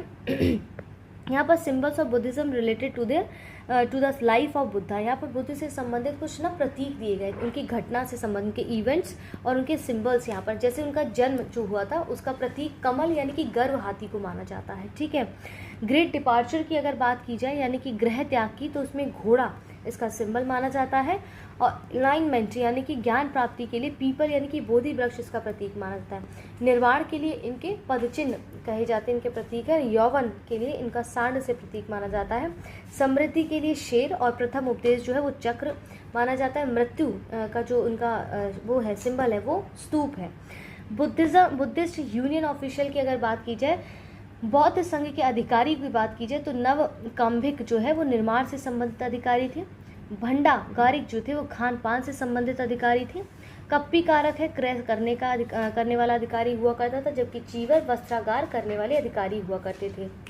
आरंभिक जो है वो आराम से संबंधित अधिकारी यहाँ पर हुआ करते थे। यही सब चीज़ें इनके यूनियन ऑफिशियल की बात की गई है। यहाँ पर देखिए बुद्धिस्ट काउंसिल यहाँ पर आपको लिखा दिख रहा होगा। बुद्धिस्ट काउंसिल में आप देखेंगे कि जो नहीं कह रही थी कि बौद्ध जो सभाएं हुई थी, प्रथम बौद्ध संगीति, द्वितीय बौद्ध संगीति किस वर्ष में हुई थी, किस स्थान पर हुई थी, कौन अध्यक्ष था, कौन शासक हुआ करते थे, इनको अब यहाँ पर हम थोड़ा सा कवर करने वाले हैं। जो कि मैंने बताया था कि अभी हम इसको आगे पढ़ेंगे, तो यहाँ पर ये डिटेल में आ गया है। बौद्ध संगीति या बैठक या सभाएं कह सकते हैं, काउंसिल्स कह सकते हैं। आइए देखिए, पहली जो बौद्ध संगीति थी, इसको इस तरह से कर लेते हैं। पहली जो बौद्ध इनकी संगीति थी वो 483 बीसी में, यानी कि 483 बीसी में हुई थी, और इनका स्थान क्या था? राजगृह था। किसके अध्यक्ष में हुई थी प्रथम बौद्ध संगीति? महाकश्यप के अध्यक्ष में।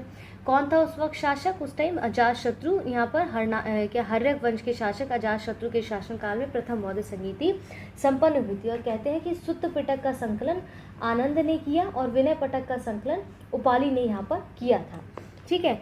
सेकेंड इनकी बौद्ध संगीति थी वो 383 बीसी में हुई थी, और वैशाली जो है वो स्थान इसका हुआ करता था, और सवाकमी जो है इसके अध्यक्ष थे दूसरी बौद्ध संगीति के। और शासक उस वक्त कौन था? कालाशोक, यानी कि शिशुनाग वंश इसके शासक थे। थर्ड काउंसिल की बात की जाए तो 250 बीसी में हुई थी, और पाटलिपुत्र में यह तीसरी बौद्ध संगीति हुई थी। इसके अध्यक्ष देखेंगे तो मोगलिपुत्र तिस्स थे। ठीक है। और किसके शासनकाल में? अशोक मौर्य वंश के शासनकाल में हुई थी। कहते हैं कि अभिधम्म पिटक नामक जो ग्रंथ है इसकी रचना और बौद्ध संघ में फूट डालने वाले को चेतावनी यहाँ पर दे दी गई थी तृतीय बौद्ध संगीति के समय की। ठीक है। चतुर्थ बौद्ध संगीति की बात की जाए तो 98 एडी में कुंडलवन यानी कि कश्मीर इसका स्थान था, और अध्यक्ष कौन थे? वसुमित्र। वसुमित्र कौन थे इसके जो है अध्यक्ष थे, और उपाध्यक्ष अश्वघोष हुआ करते थे। और कनिष्क के शासनकाल में, यानी कुषाण वंश के जो कनिष्क थे राजा, शासनकाल में चौथी बौद्ध संगीति हुई। कहते हैं कि इसी समय पर बौद्ध धर्म दो संप्रदायों में बढ़ गया, हीनयान और महायान। ठीक है। तो दो संप्रदायों में बुद्ध बढ़ गया, हीनयान महायान। इसको हम यहाँ पर अभी डिफरेंस बिटवीन हीनयान महायान में क्लियर करेंगे। बुद्धा 4 नोबल ट्रूथ्स की बात की जाए तो उनके 4 सत्य क्या थे? दुख, दुख समुदाय, दुख निरोधगामिनी प्रतिपदा। जैसे दुख क्या था? बुद्ध ने कहा कि जन्म भी दुख है, मृत्यु भी दुख है, अप्रिय का मिलना और वियोग भी दुख है, इच्छित वस्तु की अप्राप्ति और अनिच्छित वस्तु की प्राप्ति भी दुख है, सभी सामाजिक एक प्रकार का बंधन है, इसलिए सब दुख और सभी वस्तुएं दुखमय हैं। दुख समुदाय मतलब इसमें दुखों का मूल कारण को बताया गया है। दुख निरोध मतलब आप देखेंगे, दुख निरोध का मतलब इन्होंने क्या बताया? The alignment, the elimination of the root cause of दुख। ठीक है। इसमें इन्होंने कहा है कि दुख के मूल कारण यानी कि अविद्या और तृष्णा का निर्मूलन ही दुख निरोध होता है। दुख निरोधगामिनी, दुख निरोध हेतु किस मार्ग का अनुसरण किया जाए, यही चौथा आर्य सत्य बताता है कि बुद्ध ने केवल 3 मार्ग प्रज्ञा, शील और समाधि बताया है। क्लियर है। यहाँ पर डिफरेंस दिखता है हीनयान और महायान में। ये ना केवल पीटी के एस्पेक्ट से बल्कि मेंस के एस्पेक्ट से भी बहुत ज़्यादा इंपॉर्टेंट है, तो ध्यान से देखिएगा इसको। यहाँ देखिए हीनयान जो है वो आप देखेंगे कि जैसे हीनयान महायान में क्या डिफरेंस होता है, ये कई बार पूछा जाता है। जैसे हीनयान का जो शाब्दिक अर्थ है ना वो क्या होता है? निम्न मार्ग होता है। क्या होता है? निम्न मार्ग होता है। ठीक है। और कहते हैं कि इसमें जो है महात्मा बुद्ध को एक महापुरुष ग्रेट मैन के रूप में माना जाता है। यह व्यक्तिवादी धर्म है और इसके अनुसार प्रत्येक व्यक्ति को अपने प्रयासों से ही मोक्ष प्राप्त करना चाहिए। ठीक है। It does not believe in idol worship, ये मूर्ति पूजा वगैरह में या भक्ति में विश्वास नहीं करते हैं हीनयान के संप्रदाय के जो लोग हैं। इनकी साधन पद्धति अध्ययन कठोर है, भिक्षु जीवन का सार्थक है। ठीक है।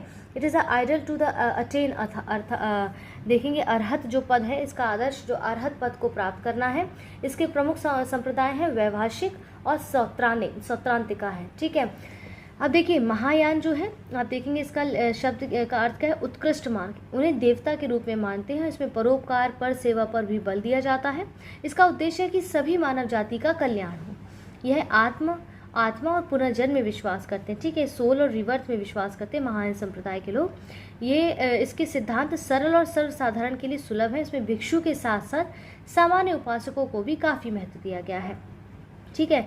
ये आइडल जो आप देखेंगे इसका जो आदर्श है वो बोधिसत्व है। इसके प्रमुख संप्रदायों की बात की जाए हीनयान की तरह ही तो शून्यवाद यानी कि माध्यमिका और विज्ञानवाद यानी कि योगाचार है महायान के संप्रदाय है। ठीक है।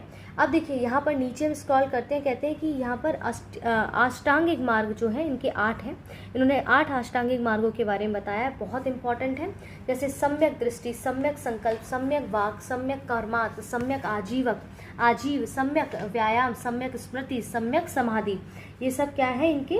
गौतम बुद्ध ने ये 4 आर्य सत्य में दुख का निरोध का उपाय बताया और दुख निरोधी गामिनी प्रतिपदा कहा था। वैसे यहाँ पर इन्होंने अष्टांगिक मार्ग भी इनको कहा जाता है। 8 सोपान जिसमें निम्नलिखित हैं आपको दिए गए हैं। जैसे सम्यक दृष्टि क्या था? वस्तु के वास्तविक स्वरूप की समझ डेवलप करना। सम्यक संकल्प मतलब लोभ, द्वेष, हिंसा से मुक्त विचार देना। सम्यक वाक मतलब अप्रिय वचनों को त्याग देना, सम्यक कर्मात् मतलब सत्कर्मों का अनुसरण करना, और सम्यक आजीव मतलब सदाचार युक्त आजीविका, सम्यक व्यायाम मतलब क्या था, मानसिक शारीरिक स्वास्थ्य, ठीक है। सम्यक स्मृति मतलब सात्विक भाव की भावना, सम्यक समाधि मतलब एकाग्रता। तो बुद्ध के अनुसार अष्टांगिक मार्गों का पालन करने के उपरांत मनुष्य की भाव तृष्णा नष्ट हो जाती है। इच्छा की जो तृष्णा है मतलब इच्छा है, वो नष्ट हो जाती है और इसे निर्वाण प्राप्त हो जाता है, मोक्ष प्राप्त हो जाता है, ठीक है। यहाँ पर ये मैंने इसको डिटेल में बताया, अच्छे से पढ़ लीजिएगा, लिखते रहिएगा। यहाँ पर देखेंगे कि बुद्ध के त्रिरत्न हैं, बुद्ध, धम्म और संघ है, ठीक है। यहाँ पर स्तूप 4 प्रकार के होते हैं, कौन कौन से, शारीरिक स्तूप, ठीक है, भौतिक स्तूप और भौतिक स्तूप हो गया, उद्देशिका स्तूप हो गया, पूजार्थक स्तूप हो गया। बुद्ध साहित्य को त्रिपिटक कहते हैं, यह पाली भाषा में रचित और त्रिपिटक है आपके विनय पिटक, सुत्त पिटक और अभिधम्म पिटक, ठीक है। अब इन सब में अलग अलग क्या लिया दिखा गया है, जैसे जो है आपका देखेंगे विनय पिटक में संघ संबंधी नियम, यहाँ पर ध्यान दीजिएगा, विनय पिटक में आपके देखेंगे संघ संबंधी नियम और दैनिक जीवन यानी कि डेली लाइफ से संबंधी आचार विचारों और विनिषेधों और आदि का संग्रह किया गया है। वहीं सुत्त पिटक में आप देखेंगे तो यहाँ पर अगर सुत्त पिटक की मैं बात करूँ तो आप देखते हैं कि इसमें क्या था कि बौद्ध धर्म के सिद्धांत और उपदेशों का संग्रह मिलता है। वहीं अभिधम्म पिटक में बौद्ध धर्म के दार्शनिक सिद्धांतों का संग्रह मिलता है, ठीक है। अभिधम्म पिटक में तो तीनों पिटक में क्या क्या चीज़ों का संग्रह मिलता है, ये हमने अच्छे से इसको समझ लिया है। अब देखेंगे कि प्राचीन काल में बौद्ध शिक्षा के 3 प्रमुख केंद्र थे, नालंदा, बल्लवी और विक्रमाशिला, ठीक है। नालंदा जो है वो महायान बौद्ध धर्म की तथा बल्लवी हीनयान बौद्ध धर्म की शिक्षा का प्रमुख केंद्र हुआ करता था, जबकि विक्रमशिला जो है वो महाविहार की स्थापना पाल नरेश धर्मपाल ने की थी, ठीक है। सबसे पहले कुमारगुप्त प्रथम ने नालंदा बौद्ध विहार को दान दिया था। किसने, आप देखेंगे कुमारगुप्त प्रथम ने डोनेशन किया था नालंदा बुद्धिस्ट मोनेस्ट्री को, ठीक है। तो नवलानंदा महाविहार बौद्ध अध्ययन का आधुनिक केंद्र है, जिसे बिहार सरकार ने 1951 में नालंदा में स्थापित करवाया था, ठीक है। ध्यान रखिएगा, यहाँ पर ये सारे इंपॉर्टेंट फैक्ट्स हैं। इंपॉर्टेंट 1 लाइनर फैक्ट्स पर अब हम जंप करते हैं और इसमें समझने की कोशिश करते हैं। जैसे इसमें क्या दिया है कि king Bhim viscera of Magadha built Mahavihara named Veluvan. देखिए मगध के जो बिंबिसार हैं उन्होंने बुद्ध के निवास के लिए वेलुवन नामक महाविहार बनवाया था। तो लिच्छवियों ने उनके निवास के लिए एक महावन के प्रसिद्ध कुटाग्रशाला का निर्माण करवाया, ठीक है। यहाँ पर धम्म पद दिया गया, ये क्या है, इसे बौद्ध धर्म की गीता कहते हैं धम्म पद को, और यह अकेला ऐसा ग्रंथ है जिसने बौद्ध धर्म के प्राय सभी सिद्धांतों का वर्णन किया है, ठीक है। आर्य मंजू श्री मूल कल्प की अगर बात की जाए यहाँ पर तो इसमें ये 9वीं शताब्दी में रचित महायान बौद्ध ग्रंथ है, और ये राहुल शंकराचार्य इस ग्रंथ की प्रति को तिब्बत से भारत लाए। केपी जायसवाल ने उसका अंग्रेजी में अनुवाद किया, इसे 1925 में गणपति शास्त्री ने प्रकाशित किया। इसमें बौद्ध दृष्टिकोण से गुप्त शासकों का वर्णन भी किया गया है, ठीक है। यहाँ कहते हैं कि बौद्ध धर्म के बारे में, यहाँ पर आप देखेंगे बौद्ध धर्म के बारे में जो है वो विशद ज्ञान त्रिपिटक है, जिसमें विनय पिटक, सुत्त पिटक और अभिधम्म पिटक प्राप्त होता है। तीनों पिटकों की भाषा पाली है, इसको हमने ऊपर देखा था। बौद्ध धर्म में सम्मिलित होने के लिए न्यूनतम आयु जो हुआ करती थी वो 15 वर्ष मानी जाती है, ठीक है। बौद्ध संघ में प्रविष्ट होने को उपसंपदा कहा जाता था, और बौद्ध धर्म के त्रिरत्न थे बुद्ध, धम्म और संघ हमने देखा। महायान हीनयान बौद्ध धर्म से संबंधित संप्रदाय थे। ज्ञान प्राप्ति के लिए 8वें वर्ष गौतम बुद्ध ने वैशाली में अपने प्रिय शिष्य आनंद के कहने पर महिलाओं को संघ में प्रवेश की अनुमति दी थी, जिसमें पहली प्रजापति उनकी गौतमी मासी थी।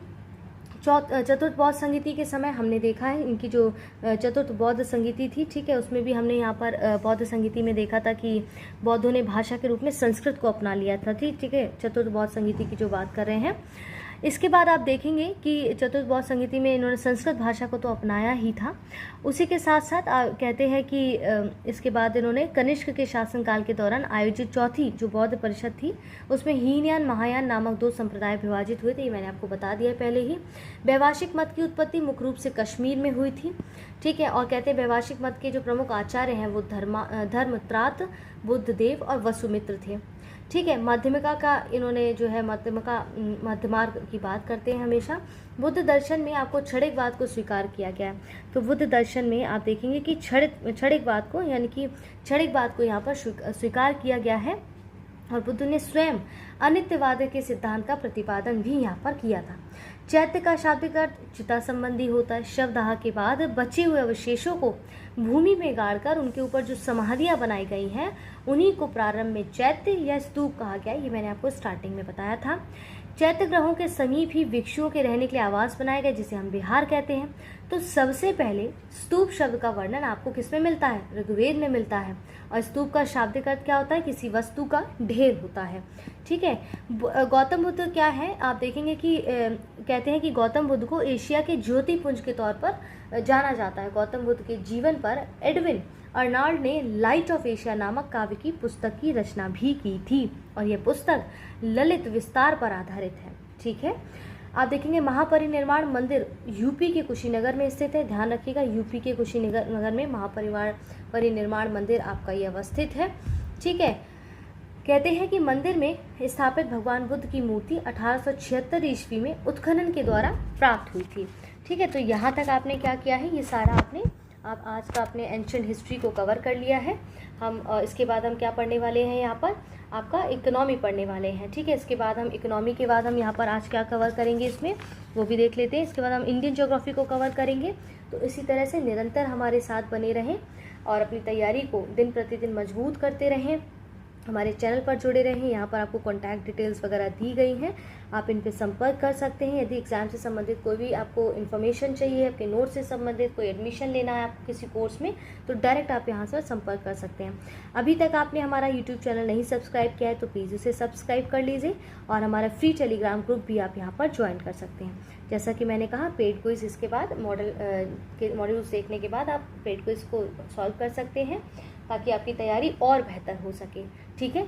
चलिए अब हम इकोनॉमिक्स की ओर बढ़ते हैं। आज का इंडियन इकोनॉमी में क्या क्या चीज़ें दी गई हैं देख लेते हैं। देखिए, यहाँ पर इंडियन इकोनॉमी अब हम पढ़ने वाले हैं। अभी तक हमने एंशिएंट हिस्ट्री को कवर किया है। आज हम अब यहाँ पर इंडियन इकोनॉमी को यानी कि भारतीय अर्थशास्त्र को यहाँ पर हम देखेंगे। ठीक है। अर्थव्यवस्था को हम यहाँ पर देखेंगे और जिसमें देखिए हर मॉड्यूल में हम अलग अलग सब्जेक्ट से अलग अलग पार्ट्स को लेकर आते हैं। तो सारे मॉड्यूल्स को अच्छे से आपको देखना है, कोई भी चीज़ स्किप नहीं करना है, क्योंकि हर मॉड्यूल पिछले मॉड्यूल से आपके कनेक्टेड होता है और अगले मॉड्यूल से भी कनेक्टेड होता है, क्योंकि हर सब्जेक्ट हर टॉपिक कुछ ना कुछ उसमें रहता है। तो पहले भी हम कुछ यहाँ पर इंडियन इकोनॉमी कवर कर चुके हैं। आज हम थोड़ा सा पार्ट इसमें और थोड़ा देखने वाले हैं। जैसे यहाँ पर आप देखेंगे कि इकोनॉमी क्या होता है, यानी कि इकोनॉमी मतलब आपको मैंने पहले बताया था अर्थव्यवस्था की बात कर रही हूँ ना। तो देखेंगे कि नॉर्मल अगर हम शब्दों की बात करें तो अर्थशास्त्र क्या है, वह विषय है जिसके अंतर्गत वस्तुओं और सेवाओं के उत्पादन, उनके डिस्ट्रीब्यूशन, उनके कंजप्शन, ठीक है, उपभोग की प्रक्रिया का अध्ययन किया जाता है। और ये कहा किसने है? प्रसिद्ध अर्थशास्त्री एडम स्मिथ ने 1776 में अपनी एक पुस्तक थी द वेल्थ ऑफ नेशंस में अर्थशास्त्र को धन का विज्ञान कहा था। ठीक है। तो हम यहाँ पर एडम स्मिथ के 3 लॉज ऑफ इकोनॉमिक्स देखने वाले हैं कि 3 प्राकृतिक नियम इनके क्या हैं स्मिथ के। आप देखेंगे कि यहाँ पर इन्होंने स्वहित का नियम, ठीक है, law of self interest, law of competition, law of supply and demand. देखिए इकोनॉमी इन्हीं चीज़ों पे बेस्ड है।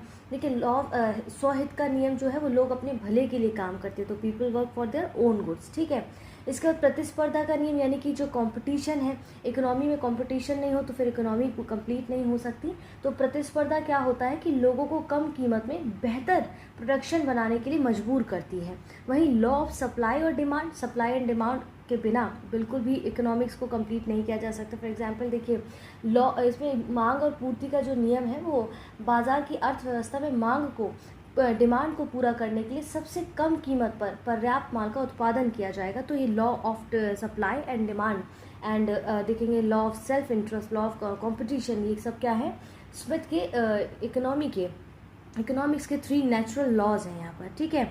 What are the 4 economic theories? आप देखेंगे 4 आर्थिक सिद्धांत क्या है।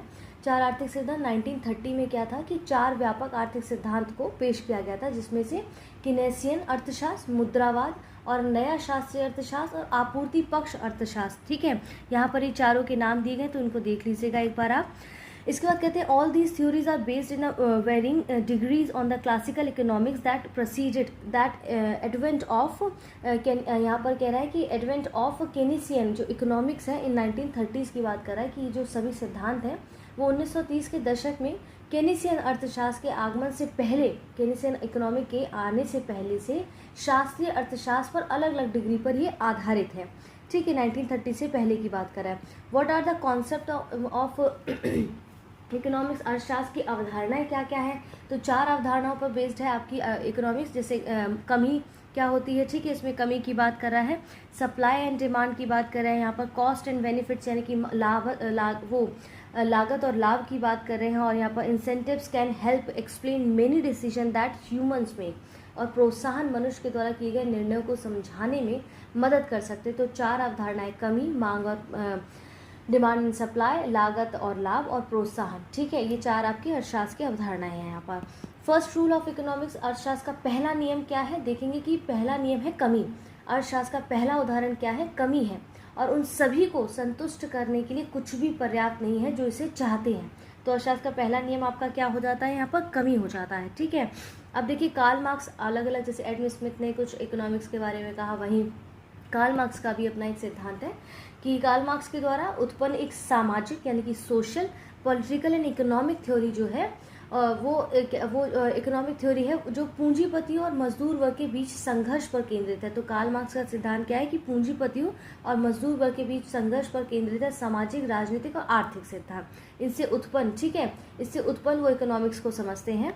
इसके बाद who introduced Bombay plan, Bombay plan को किसने इंट्रोड्यूस किया है? तो आप देखेंगे यहाँ पर देखिए GRD टाटा, GD बिरला और Lal Shriram. The economics who helped draft the plan were John Mathai who went on the become the finance minister in Nehru's cabinet.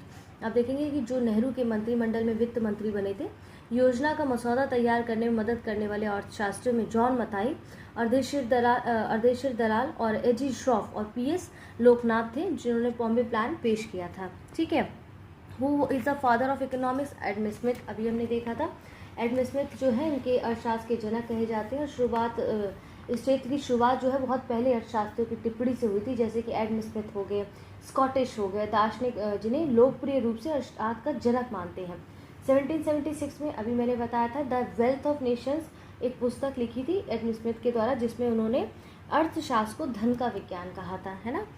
In sunlight of economic resources, जो आपका देखिए एयर है, वाटर है, सनलाइट है, ये इकोनॉमिक रिसोर्सेज नहीं है। ठीक है, इकोनॉमिक्स आर्थिक संसाधन नहीं है। ऐसा इसलिए है क्योंकि संसाधन जो है प्रचुर मात्रा में, ये जो संसाधन है ये प्रचुर मात्रा में उपलब्ध है, जिसका अर्थ है वे दुर्लभ नहीं है, मतलब इजीली अवेलेबल हो सकते हैं। लेकिन आर्थिक संसाधनों के उदाहरणों की अगर बात की जाए तो जैसे आपका लैंड हो गया, ठीक है, लेबर हो गया, कैपिटल हो गया, ये सब क्या है आपके यहाँ पर क्या है, ये आपके इकोनॉमिक रिसोर्सेज हैं। ठीक है, जबकि आपके ये नेचुरल जो रिसोर्सेज की बात कर रहा है वो इजीली अवेलेबल है, तो ये आपके इकोनॉमिक रिसोर्सेज नहीं है। ठीक है, आगे देखते हैं व्हाट इज़ केनीसियन मॉडल क्या है, जो भी हमने देखा था।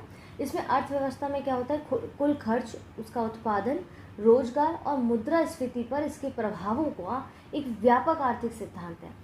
और अपने सिद्धांत के आधार पर कीन्स ने डिमांड को प्रोत्साहित करने और वैश्विक यानी कि एक वर्ल्ड लेवल पे जो वैश्विक अर्थव्यवस्था को बाहर निकालने के लिए सरकारी व्यय और कम करों में वृद्धि की यहाँ पर वकालत की थी। इस केनीसियन मॉडल के अंतर्गत ये बताया गया है। विच प्लान, गाडगिल की योजना कौन सी योजना के अंतर्गत जो है तैयार की गई थी? तीसरी पंचवर्षीय योजना। ठीक है, Gadgil was formulated with the formulation of third 5 year plan. तो क्या आप बता सकते हैं कमेंट बॉक्स में, क्योंकि पिछले मॉड्यूल्स में मैंने आपको अच्छे से बताया है, सारी पंचवर्षीय योजनाओं को डिटेल में पढ़ा है। तो ये तीसरी जो पंचवर्षीय योजना, इसमें और क्या क्या एजेंडे थे और ये कब आई थी, इसका समय काल क्या था, वो आप हमें प्लीज़ बताइएगा कमेंट बॉक्स में। अब यहाँ देखिए सर्वोदय योजना, सर्वोदय जो योजना है वो किसने लाई थी? गांधी जी का ये आइडिया था। और गांधी जी ने अपने आश्रमों में जिस आदर्श को अमल में लाने का प्रयास किया था वह था कि पूरे भारत को अपनाने के लिए राजी कर सके, कि दुनिया के अन्य देशों के लिए भी एक प्रकाश बन सके। ये सर्वोदय योजना जो है, आप यहाँ देखिए इकोनॉमिक्स के कुछ सेक्टर्स हैं, ये जैसे प्राइमरी सेक्टर होता है, सेकेंडरी सेक्टर है, टर्टियरी सेक्टर है, यानी कि तृतीय क्षेत्रक है। तो देखेंगे इकोनॉमिक्स की जो गतिविधियाँ होती है ना, आर्थिक गतिविधियों को इन श्रेणियों में डिवाइड किया जाता है। जैसे प्राइमरी सेक्टर की अगर मैं बात करूँ तो देखेंगे आपकी जो प्राथमिक क्षेत्र होता है वो अर्थव्यवस्था का वह क्षेत्र जहाँ प्राकृतिक संसाधनों के, ठीक है, नेचुरल रिसोर्सेज की बात कर रहा है, प्राकृतिक संसाधनों को उत्पाद के रूप में प्राप्त किया जाता है, यानी कि इसके अंतर्गत अर्थव्यवस्था के प्राकृतिक क्षेत्र का लेखांकन किया जाता है, उसे प्राथमिक क्षेत्र या फिर हम कह सकते हैं प्राइमरी सेक्टर कहते हैं।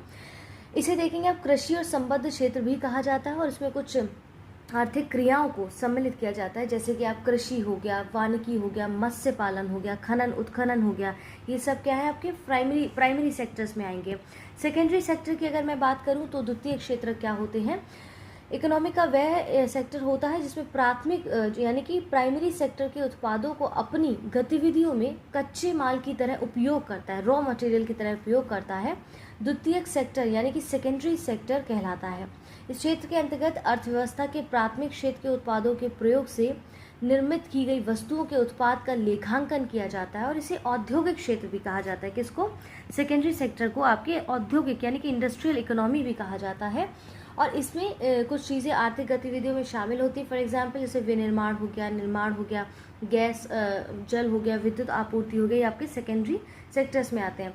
टर्टियरी सेक्टर यानी कि तृतीय क्षेत्र की बात करूँ तो इसमें सभी प्रकार की सेवाओं का उत्पादन किया जाता है, इसलिए इसे सेवा क्षेत्र भी कहते हैं। और इस क्षेत्र या जो क्षेत्र है अर्थव्यवस्था के प्राथमिक और द्वितीयक यानी कि प्राइमरी और सेकेंडरी सेक्टर को अपनी सेवाएं प्रदान करता है और इसमें कई सारी आर्थिक गतिविधियों को शामिल किया जाता है। फॉर एग्जांपल जैसे व्यापार हो गया, होटल हो गया, रेस्टोरेंट हो गया, लोक प्रशासन हो गया, चिकित्सा हो गया, परिवहन, वित्तीय सेवाएं जैसे बैंकिंग, बीमा, रियल एस्टेट हो गया, अन्य सेवाएं भी इसमें आपकी तृतीय सेक्टर में आती। सेवाओं की बात कर रहे हैं यहाँ पर, ठीक है।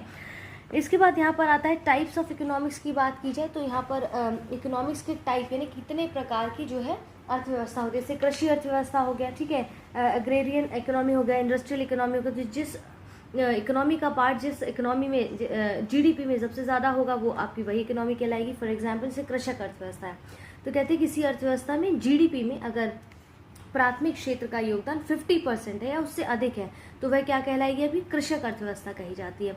वही इंडस्ट्रियल इकोनॉमी भी सेम यही है कि ऐसी अर्थव्यवस्था जिसमें जीडीपी में यानी कि सेकंड सेक्टर का हिस्सा जो 50% या उससे अधिक रहता है तो लोग ज़्यादातर जो उस सेक्टर पर निर्भर करते हैं तो आपकी कौन सी इंडस्ट्रियल इकोनॉमी कहलाती है। आप देखेंगे अमेरिका और जो यूरोप है ज़्यादातर आप देखेंगे कि पूरा का पूरा इसी इंडस्ट्रियल आपका इकोनॉमी पर ही निर्भर करता है और भारत में अभी तक ये नहीं आई है, ना तो सेकंड सेक्टर का योगदान इस स्तर पर बढ़ा है और ना ही इस पर जनसंख्या की निर्भरता बढ़ी है।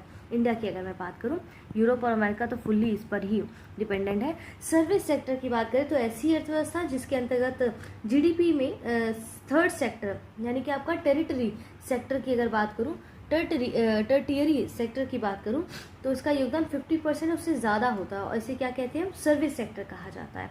ठीक है, क्लियर है, ये तीनों चीज़ें क्लियर रखनी चाहिए क्योंकि इसमें पूछा जाता है ये प्रश्न। देखिए यहाँ पर हमने इकोनॉमिक्स को कवर किया, अब हम यहाँ पर जैसे हमने बाकी के पार्ट्स को देखा, जैसे हमने हिस्ट्री को, एंशिएंट हिस्ट्री को देखा है, जैसे हमने अपना इकोनॉमी को देखा है, वैसे अब हम यहाँ पर थर्ड सब्जेक्ट का एक छोटा सा सेक्शन हम यहाँ पर इंडियन ज्योग्राफी को कवर करने वाले हैं। तो इसे समझने की कोशिश करिए कि किस तरह से हमने चीज़ों को मॉड्यूल को किस तरह से हमने तैयार किया है ताकि आपके लिए थोड़ा सा बोझिल भी ना हो और आप आसानी से इसको रिवाइज कर सकें। ठीक है, कंटिन्यू एक ही सब्जेक्ट पढ़ने से कभी कभी क्या होता है कि थोड़ा सा प्रेशर फील होने लगता है और कंटिन्यू आप उसको सस्टेन नहीं कर पाते हैं। तो यहाँ पर इसी तरह से मॉड्यूल्स बनाए गए हैं, सभी लोगों को ध्यान में रखते हो कि हर व्यक्ति का अपना तरीका होता है पढ़ने का, तो चाहे आप इस तरह से भी पढ़ सकते हैं और बेहतर होगा कि सारे मॉड्यूल्स को लेकर उनके अलग अलग नोट्स बनाते रहेंगे तो रिवीजन में आसानी होगी, क्योंकि पीटी को मद्देनज़र रखते हुए स्पेसिफिकली आपके लिए बनाया गया। लेकिन कहीं ना कहीं आप देखेंगे जब पढ़ेंगे तो पीटी और मेंस अलग अलग नहीं बल्कि कंबाइंड ही है ना। तो साथ में दिमाग में रख के अपना सिलेबस रखिए सामने और उसको पढ़ते जाइए, जो चीज़ें आपको बताई जा रही हैं, तो उससे रिवीजन आपका अच्छा होता रहेगा। आइए यहाँ पर इंडियन ज्योग्राफी की अगर मैं बात करूँ देखिए यहाँ पर इंडियन ज्योग्राफी में हमने पहले बहुत सारी चीज़ें कवर की हैं। यहाँ पर स्पेसिफिकली हम जो फैक्ट्स हैं, एक्यूरेट फैक्ट्स हैं, उनका लोकेशन देखने वाले, जैसे कि भारत की पर्वत माउंटेन रेंज हम देखेंगे, पर्वत श्रृंखलाएं कहाँ पर, जैसे पूर्वी घाट, जैसे ईस्टर्न घाट की बात कर रहा है तो किन किन राज्यों में फैला हुआ है ये, तमिलनाडु, आंध्र प्रदेश, उड़ीसा, पश्चिम बंगाल। ये हो गया, मैंने सीधा इसको पढ़ दिया। आपकी ड्यूटी क्या बनती, जैसे आप ज्योग्राफी का पार्ट स्टार्ट होता है आप सबसे पहले अपना एटलस लेकर बैठिए, क्योंकि हर चीज़ यहाँ पर प्रेजेंट कर देना संभव नहीं है। जो चीज़ मुझसे संभव होगी मैं यहाँ पर कर दूंगी मैपिंग, लेकिन उसके साथ साथ आपको यहाँ पर मेरे साथ कोऑपरेट करना होगा और आपको थोड़ा सा एटलस की भी सहायता लेनी होगी। चलिए यहाँ पर मैं एक छोटा सा मैप प्रेजेंट करती हूँ, अगर उसमें जितनी चीज़ें कवर हो सकती हैं उनको हम ऑलमोस्ट कवर करते हैं। अब देखिए यहाँ पर ईस्टर्न घाट की मैंने बात की थी ना, तो आपका ये जो ईस्टर्न घाट है ना वो आपका ये एरिया में पूरा है। ठीक है, देखिए छोटा मैप है, तो अगर ऊपर नीचे चीज़ें हो तो अंडरस्टैंड करने की कोशिश करिएगा। इसमें तमिलनाडु, आंध्र प्रदेश, उड़ीसा, वेस्ट बंगाल में आपका ये फैला हुआ है, इस रेंज में है। वेस्टर्न घाट यानी कि पश्चिमी घाट, तो पश्चिमी घाट का रेंज देखेंगे तमिलनाडु, केरल, कर्नाटक, गोवा और महाराष्ट्र के रेंज तक ये आपका फैला हुआ है पश्चिमी घाट। ठीक है, ये सब चीज़ें हाईलाइट करते रहिएगा, देखते रहिए। साथ में अरावली पहाड़ियों की बात की जाए तो गुजरात, राजस्थान, हरियाणा और दिल्ली में ये आपका, यहाँ पर दिल्ली का कुछ हिस्सा है जिसमें आप देखेंगे आगे और पढ़ेंगे इसके बारे में। ये अरावली आपकी पहाड़ियाँ हो गई, यहाँ पर देखिए अरावली श्रेणी दिया गया है ये आपका। ठीक है, इसके बाद यहाँ पर देखिए कार्डेमम माउंटेन रेंज जो केरला और तमिलनाडु, कार्डेमम ये आपका देखेंगे यहाँ पर कार्डेमम यहाँ पर रेंज दिया गया है जो आपका केरला और तमिलनाडु के बीच में फैला हुआ है पूरा। इसके बाद अन्नामलाई पर्वत जो है केरल और तमिलनाडु, सेम ये भी आपका अन्नामलाई माउंटेन रेंज कहाँ पर है, ये देखिए आपका अन्नामलाई यहाँ पर माउंटेन रेंज ये दिया हुआ है। ठीक है, इसका रेंज क्या है, केरला और तमिलनाडु है। नीलगिरी माउंटेन्स की अगर मैं बात करूं तो तमिलनाडु, केरल और कर्नाटक के बीच में फैला हुआ है। कहाँ पर है ये, नीलगिरी पहाड़ियों की अगर मैं बात करूं तो आपका नीलगिरी पहाड़ियां हैं ये, और कहाँ पर रेंज है, तमिलनाडु, केरल और कर्नाटक की बात करें। पलानी माउंटेन्स आपका तमिलनाडु में, यहाँ पर मेंशन नहीं है। ठीक है, इसके बाद आप देखते हैं सतपुड़ा जो माउंटेन है वो आपका किन किन राज्यों में फैला हुआ है, जैसे गुजरात, महाराष्ट्र, मध्य प्रदेश, छत्तीसगढ़। तो सतपुड़ा रेंज की अगर मैं बात करूँ तो कुछ आपका यहाँ पर इस तरह से है, देखिए यहाँ पर लगा हुआ है। इसके बाद आते हैं यहाँ पर विंध्य रेंज माउंटेन रेंज, ये गुजरात, मध्य प्रदेश, उत्तर प्रदेश, ये आपका विंध्य क्षेत्र। ये देखेंगे नॉर्थ टू साउथ के बीच का एक विभाजन क्रिएट करता है एक तरह से विंध्य श्रेणी आपका। और गारो पर्वत श्रृंखला ये आपका मेघालय, गारो पर्वत श्रृंखला देखेंगे यहाँ पर गारो खासी जयंती, इधर इस साइड में आपको यहाँ पर गारो पर्वत श्रृंखलाएं मेघालय में देखने को मिलती है। खासी पर्वत श्रृंखलाएं भी यहीं पर आपको देखने को मिलेंगी। इसके बाद यहाँ पर जयंतिया पर्वत श्रृंखला, ये भी मेघालय में यहाँ पर आपको देखने को मिलती है। लाइए मैं दूसरा मैप भी यहाँ पर एक बार एड ऑन कर देती, देखिए शायद इसमें दिया हूँ, यहाँ पर देखिए ये नागा की पहाड़ियाँ हैं, मणिपुर की पहाड़ियाँ, मिज़ो की पहाड़ियाँ दिया गया है आपको। ठीक है, यहाँ पर गारो खासी, यहाँ पर जयंतिया पहाड़ियाँ दिया गया, ये सब आपकी मेघालय में है। ठीक है, इसका पीर पंजाल हिमाचल प्रदेश, जम्मू कश्मीर में है आपका, ये पीर पंजाल जो हिमाचल प्रदेश, जम्मू कश्मीर में है। इसके बाद काराकोरम लद्दाख में है आपका। ठीक है, यहाँ पर ये काराकोरम आपका K2 सबसे बड़ी चोटी है, अभी हम देखेंगे उसको, पढ़ेंगे, नीचे कवर करने वाले हैं इसको। यहाँ पर हमने ये सारी चीज़ें मैप में देख ली हैं, तो इससे क्या होगा, चीज़ें आपके माइंड में बैठ जाएंगी, क्योंकि विजुलाइज जब आप चीज़ों को करते हैं तो बेहतर एक अंडरस्टैंडिंग डेवलप होती है। तो ज्योग्राफी जब भी कभी पढ़े, नॉट इवन इस मॉड्यूल्स के साथ, इन फ्यूचर भी आप अगर पढ़ते हैं तो उसको हमेशा मैपिंग के साथ देखने की कोशिश करें, क्योंकि इनको रटा नहीं जा सकता। जैसे आप इनको मैप में देख लेंगे तो आपकी चीज़ें क्लियर हो जाएंगी। ठीक है, आइए, highest peak of the Indian state, यहाँ पर भारतीय राज्यों के उच्चतम शिखर जो है ना, उनको हम थोड़ा सा यहाँ पर देखेंगे। देखिए इसका कुछ पिक्चर शायद मेरे पास नहीं है, तो आप इसको मैप खोलिए और देखते जाइए साथ में। से अरुणाचल प्रदेश की बात कर रहे हैं तो उसका हाईएस्ट पीक क्या होगा, आपका कांगटो है।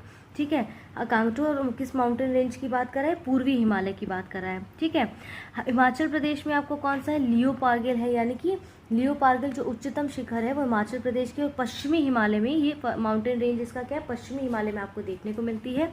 जम्मू कश्मीर माउंट K2 जो है काराकोरम में, यहाँ पर अभी मैंने ऊपर आपको हाईलाइट किया था ये। ठीक है, ये हिस्सा जो आपका K2 ये काराकोरम में कह रहे हैं, ये वो जो उत्तरी आप कह रहे हैं कि जम्मू एंड कश्मीर में है, ये काराकोरम माउंटेन रेंज में है। कर्नाटक में ये आप देखेंगे मुल्लनगिरी जो है वो पश्चिमी घाट में आपको ये इस रेंज में आपको सबसे हाईएस्ट पीक देखने को मिलती है। केरला की अगर मैं बात करूं तो अनामुड़ी जो है वो वेस्टर्न घाट में आपको सबसे ऊंची चोटी देखने को मिलती है। अनामुड़ी देखिए यहाँ पर दिया गया है, अनामुड़ी यहाँ पर मैं इसको रफ कर देती हूँ फिर आपको क्लियर हो जाएगा। ये देखिए अनाईमुड़ी ये दिख रहा है ना आपको, ये आपको वेस्टर्न घाट की बात कर रहे हैं, वेस्टर्न घाट माउंटेन्स रेंज में है ये। महाराष्ट्र में कलसौबी जो है, कलसुबाई जो है वो सह्याद्री जो पर्वत श्रृंखला है उसमें आप देखते हैं। और मिज़ोरम में आप देखेंगे कि मिज़ोरम में जो आपका जो सबसे ऊंची चोटी है वो कौन सी है, वो फोंगपुई है, जो कि आपके कौन से पर्वत श्रृंखला पे, लुसाई पर्वत श्रृंखला पर है। ठीक है, नागालैंड की अगर मैं बात करूं तो यहाँ पर सारामती जो आपकी सबसे ऊंची पर्वत चोटी है और ये नागा पर्वत श्रृंखला पर, नागा माउंटेन रेंज पर अवस्थित है। उड़ीसा में देखेंगे आप, उड़ीसा की देवमाली जो है वो क्या है, आपकी उड़ीसा की सबसे उच्चतम शिखर है और ये आपके ईस्टर्न घाट पर माउंटेन रेंज में अवस्थित है। राजस्थान में गुरु शिखर ये आपकी अरावली माउंटेन रेंज में है, यहाँ पर अरावली रेंज हमने देखा था अभी, यहाँ पर ये आपकी गुरु शिखर जो है वो चोटी है सबसे ऊंची अरावली पहाड़ियों पर। इसके बाद सिक्किम में देखेंगे कंचनजंगा। ठीक है, सिक्किम में कंचनजंगा जो पूर्वी हिमालय में सबसे ऊंची चोटी है और तमिलनाडु में डोडा बेटा है। और इसके बाद ये नीलगिरी माउंटेन रेंज पर है। यहाँ पर नीलगिरी माउंटेन रेंज को भी हमने देखा था। ये आपकी यहाँ पर डोडा बेटा आपको देखने को मिलेगी। मैप खोलेंगे तो आपको वहाँ पर चीज़ें और स्पष्ट होती जाएंगी। त्रिपुरा की अगर मैं बात करूँ तो वेटालोंगचिप जो है वो जमुई पर्वत श्रृंखला पर अवस्थित है। और वेस्ट बंगाल की बात करूँ अगर मैं यहाँ पर, तो उसमें देखेंगे सदकफू जो है वो ईस्टर्न हिमालय में अवस्थित सबसे ऊंची चोटी है। और अंडमान एवं निकोबार द्वीप समूह की ऊंची चोटी सैडल पीक है। ठीक है, यहाँ पर हमने हाईएस्ट पीक्स को कवर किया जो कि अलग अलग स्टेट्स में है और अलग अलग माउंटेन्स पर अवस्थित है। ये highest peak of Indian state. ठीक है, अब यहाँ पर हम क्या देखने वाले हैं, माउंटेन पीक्स यानी कि पर्वत चोटियाँ कहाँ कहाँ पर हैं। जैसे highest mountain peaks of India की बात कर रहे हैं यहाँ पर, तो जैसे भारत का उच्चतम highest mountain of India, Bharat का उच्चतम पर्वत कौन सा है, कंचनजंगा है। अभी हमने ऊपर देखा था यहाँ पर हाईएस्ट पीक कौन सा है आपका, कंचनजंगा है। ठीक है, यहाँ पर देखिए ऊपर कंचनजंगा आपको दिया गया है। इसके बाद हम नीचे बढ़ते हैं, यहाँ पर स्क्रॉल करते हैं और देखते हैं कि highest mountain of Indian including Pakistan occupied Kashmir. आप देखते हैं भारत जो है उसका उच्चतम पर्वत कौन सा है, माउंट K2 है, जिसे गॉर्डन ऑस्टिन के रूप में भी जाना जाता है। K2 भी हमने देखा था, काराकोरम की बात करी थी। इंडियाज ओल्डेस्ट माउंटेन रेंज कौन सा है, तो आपका अरावली पहाड़ियाँ, जो कि ये राजस्थान, आप गुजरात और दिल्ली वाले रेंज में हमने देखा था अरावली पहाड़ियों को, जिसमें गुजरात, राजस्थान, हरियाणा और दिल्ली कवर करता है। ठीक है, पश्चिमी घाट यानी कि वेस्टर्न घाट और साउथ भारत की सबसे ऊंची चोटी कौन सी थी, अनाईमुड़ी थी, जो कि केरल में हमने अभी कवर किया है। इनको रट लेना है आपको मैपिंग के साथ, क्योंकि ये प्रश्न पूछे जाते रहे हैं बहुत बार। अरावली जो रेंज है वो उसकी सबसे ऊंची चोटी गुरु शिखर है, हमने अभी देखा था Guru Shikhar, highest peak of the Aravali mountain और नियर माउंट आबू, राजस्थान के पास में है ये।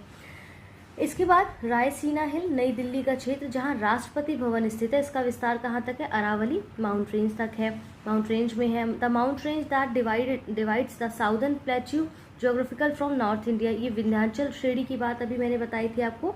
Western valley are also known this name Sahyadri hills, तो यहाँ पर वेस्टर्न वैली की जब बात की जाए, सह्याद्री हिल्स की जब बात की जा रही थी यहाँ पर महाराष्ट्र में कल सुबह की, तो सह्याद्री मतलब वेस्टर्न घाट्स की ही यहाँ पर बात करा, तो उसका दूसरे नाम से उसको क्या जाना जाता है, सह्याद्री हिल्स। ठीक है, वह पर्वत जिस पर प्रसिद्ध वैष्णो देवी मंदिर से, तो त्रिकुटा में आपका वैष्णो देवी मंदिर अवस्थित है। Mount Everest in the highest peak in the world, it is located in Nepal. Its height is इतना यहाँ पर मीटर दिया गया। It is also known as Sagar Matha in Nepal, तो माउंट एवरेस्ट। ठीक है, माउंट एवरेस्ट क्या है आपका, सबसे ऊंची ये चोटी है। और भारत का सबसे पर्वत शिखर माउंट गॉर्डन ऑस्टिन या K2 है। ये पर्वत शिखर काराकोरम श्रेणी पर अवस्थित है। और समुद्र तल से इसकी ऊंचाई की बात की जाए तो 8,611 मीटर है। और K2 पाक अधिकृत भूभाग में स्थित है। गॉर्डन ऑस्टिन या K2 है ये आपका। ठीक है, known as Godwin Austen, highest peak of India. यहाँ पर हमने ऊपर कवर किया है इसको।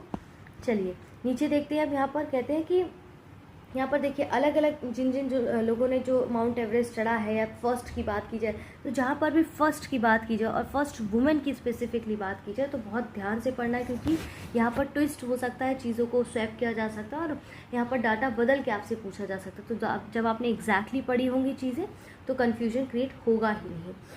ठीक है, अब जैसे यहाँ पर आप देखेंगे कि यहाँ पर जैसे काफ़ी सारे नाम वगैरह दिए गए हैं। जैसे संतोष जो यादव है, is the first women in the world to climb Mount Everest twice. देखेंगे संतोष यादव जो है उन्होंने जो माउंट एवरेस्ट है वो 2 बार हम कह सकते हैं कि चढ़ा है, फतेह किया है सबसे पहले। और इसके बाद she first climbed the peak in May 1992। ठीक है, 1992 में क्या था कि इन्होंने सबसे पहले इन्होंने 1992 में इसको फतेह किया था। दूसरी बार इन्होंने 1993 में। She is also second Indian women to climb Mount Everest. ठीक है, the first Indian women was, यहाँ पर किसका नाम दिया गया, द फर्स्ट बचेंद्री पाल जो है वो पहली भारतीय महिला है जिनको एवरेस्ट शिखर पर चढ़ने में वर्ष 1984 में सफलता प्राप्त हो गई थी। ठीक है, जंकू तवई की बात की जाए, जुंकू तोवई जो है वो जापानी पर्वतरोही है। ठीक है, जापानीज माउंटेनियर है और जिन्होंने 16 में 1975 को माउंट एवरेस्ट को जो है इन्होंने फतेह कर इतिहास रच दिया था और ऐसा करने वाली वे पहली महिला बन गई हैं। ये 7 महाद्वीप के सर्वोच्च शिखर पर चढ़ने वाली पहली महिला है जुंकू तवई। ठीक है, बचेंद्री पाल की बात करें थे तो ये पहली महिला है जिन्होंने माउंट एवरेस्ट पर चढ़ने पर 1980 पर जो है सफलता प्राप्त इन्होंने की थी, ये पर हमने ऊपर भी देखा है। कंचनजंगा की अगर मैं बात करूं तो कंचनजंगा जो है वो it's the second highest peak, अभी हमने ऊपर कवर किया, ये वन लाइनर फैक्ट्स है ताकि रिवीजन हो सके। कंचनजंगा जो है आपका हाईएस्ट पीक है, ठीक है। कंचनजंगा भारत की दूसरी ऊंची चोटी है जो भारत के सिक्किम स्टेट में अवस्थित है और कंचनजंगा की ऊंचाई कितनी थी 8598 मीटर, ठीक है। नंदा देवी, यहाँ पर देखिए नंदा देवी भारत की तीसरी third highest peak of India कौन सी है, नंदा देवी है, और दूसरी कंचनजंगा है। नंदा देवी शिखर की ऊंचाई 7816 मीटर है। ये पूरा क्षेत्र नंदा देवी नेशनल पार्क घोषित किया जा चुका है। यूनेस्को के द्वारा 1988 में इसे प्राकृतिक महत्व की विश्व धरोहर के रूप में भी संरक्षण प्राप्त किया गया है, ठीक है। गुरु शिखर अभी हमने पढ़ा था अरावली श्रेणी की सबसे ऊंची चोटी है और ये राजस्थान के सिरोही जिले में अवस्थित है। कामेट और त्रिशूल पर्वत शिखर जो भारत के उत्तराखंड राज्य में अवस्थित है। कहाँ पर, उत्तराखंड राज्य में अवस्थित है आपके। इसके बाद यहाँ पर देखें गोसाईनाथ तिब्बत में नेपाल की सीमा के निकट स्थित है आपका, ठीक है। गोसाईनाथ की जो मैं बात कर रही हूँ। इसके बाद यहाँ पर देखते हैं कह रहे हैं कि Nanda peak is the part of greater Himalaya, it is located in Uttarakhand India, it is the third highest peak, अभी हमने देखा। First two highest peak are Godwin Austen जो कि K2 है, दूसरा कंचनजंगा है। The highest of Nanda Devi, the height of Nanda Devi कितना था, इतना था। The region has declared as Nanda Devi national park UNESCO, ये हमने ऊपर यहाँ पर ऑलरेडी कवर कर लिया है, ठीक है। कोई भी चीज़ देखिए बार बार रिपीट होगी तो उसको बार बार नहीं पढ़ा जा सकता और पढ़ना भी नहीं चाहिए उसको, क्योंकि टाइम बहुत अभी वेस्ट होगा। इसको हम बेहतर है कि एक बार में यहाँ पर समझने की कोशिश करें। आइए, the correct sequence of Himalaya peak in the direction east to west, यहाँ पर देखेंगे कि जो आप ईस्ट टू वेस्ट में इनका करेक्ट डायरेक्शन क्या है उसको हम यहाँ पर देख लेते हैं, क्योंकि ये कई बार ऐसा पूछा जाता है आपसे। तो यहाँ पर देखेंगे कि ईस्ट टू वेस्ट में क्या है, जैसे नामचा वर्मा जो आपका यहाँ पर ईस्ट टू वेस्ट की बात करेक्ट डायरेक्शन क्या है, ठीक है। नामचा वर्मा आपका अरुणाचल प्रदेश तिब्बत बॉर्डर पर है, कंचनजंगा सिक्किम में है, माउंट एवरेस्ट आपका नेपाल में, नंदा देवी आपका उत्तराखंड में। तो ईस्ट टू वेस्ट आपका जो हाईएस्ट पीक है, हिमालयन पीक्स हैं, उनको यहाँ पर डायरेक्शन दिया गया है। Nanda Devi, Kamet, Trishul are peaks of located in India, but obviously अभी हमने देखा है। Gosainthan is located in Tibet near Nepal border. Kodaikanal lies in Pilani hills in Dindigul district of Tamil Nadu. Pilani Hills connected to the Annamalai Hills in the west, and similarly Shimla is located in Dhauladhar range, ठीक है। Simple सी बात है, ये भी हमने ऊपर सब चीज़ें देखी, उसमें कवर किया हुआ है ऑलरेडी। सब हाईएस्ट पीक्स ऑफ हिमालय यहाँ पर आपको दिए गए। हिमालय के कुछ ऊंचे शिखर हैं जिनको हमें यहाँ पर देखना है, जैसे कि माउंट एवरेस्ट कहाँ पर किस कंट्री का में अवस्थित है, देखेंगे आप, ये नेपाल देश में फैला हुआ है उच्चतम शिखर। इनके हाईएस्ट यहाँ पर हाइट्स इन मीटर्स दिए गए हैं, ठीक है। इसके बाद कंचनजंगा आपका इंडिया में है। मकालू जो है वो आपका कहाँ पर है, नेपाल में है। धौलागिरी की अगर मैं बात करूँ तो वो भी नेपाल में। पहले चलिए हम इंडिया को हाईलाइट कर देते हैं। कंचनजंगा आपका इंडिया में है। नंगा पर्वत जो है वो भी आपका इंडिया में है। इसके बाद आता है नंदा देवी आपका इंडिया में है। कामेट भी इंडिया में, नामचा वर्मा ये इंडिया में है आपका, ठीक है। यहाँ पर देखिए, इसके बाद आपका बचा क्या, यहाँ पर दूसरा बचता है आपका नेपाल। जैसे माउंट एवरेस्ट आपका नेपाल में, मकालू आपका नेपाल में है, धौलागिरी आपका नेपाल राज्य में स्थित है, ये हाईएस्ट पीक। अन्नपूर्णा भी नेपाल में है और गुरला मानधाता जो है वो भी नेपाल में है।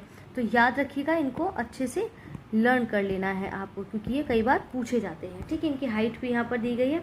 हो सकता है आपसे कुछ क्रम पूछ लें कि जिसकी हाइट इन मीटर्स ज़्यादा है उनका सही क्रम इस तरह से बताइए आप। तो इस तरह से इंक्रीजिंग डिक्रीजिंग ऑर्डर्स में भी आप, इंक्रीज और डिक्रीज ऑर्डर में भी आपसे पूछा जा सकता है, ठीक है। The Himalayan are formed are parallel fall, आप देखेंगे कि fold in the Kashmir valley, Doon valley, ये सब आप देखते हैं कि Doon valley and the Kangra and Kullu valley Himachal Pradesh में, जो कि भागीरथी वैली जो गंगोत्री के नियर है, and the Mandakini near Kedarnath are various valleys which is lies in lap of Himalaya. The scenery beauty of these places makes valley tourism hotspot, ठीक है। तो ये हॉटस्पॉट क्या होता है आप हमें कमेंट बॉक्स में बता सकते हैं। देखिए, कुल्लू घाटी जो है वो हिमाचल प्रदेश में धौलाधार और पीर पंजाल श्रेणियों के मध्य में अवस्थित है। हमने पहले भी मॉड्यूल्स में कवर किया है। और नीलांग घाटी भारत के उत्तराखंड राज्य में जो स्थित है, ठीक है। यहाँ पर उत्तराखंड राज्य में स्थित है। और यहाँ पर निलोंग जो आपकी निलोंग वैली जो है वो आप देखते हैं कि इसकी बात कर रहे हैं कि Nilong valley falls under Gangotri national park in Uttarakhand. Nilong जो आपकी वैली है वो अभी घाटी जो है भारत के उत्तराखंड यानी कि उत्तरकाशी जिला जो स्थित गंगोत्री नेशनल पार्क है उसमें अवस्थित है। ठीक है, और आप देखेंगे भारत चीन सीमा के निकट आप देखते हैं कि इंडिया चीन बॉर्डर के निकट सुरम में नेलांग घाटी है, जो 16/2 में जो इंडिया चाइना जो वॉर हुआ था उसके बाद नागरिकों के लिए, सिटीजन्स के लिए इसको बंद कर दिया गया था। इट वॉज फाइनली 2015 में से पर्यटकों के लिए खोला गया है। मरखा घाटी जो है वो लद्दाख यानी कि जम्मू कश्मीर की प्रसिद्ध घाटी है, हमने ऊपर देखा है अभी।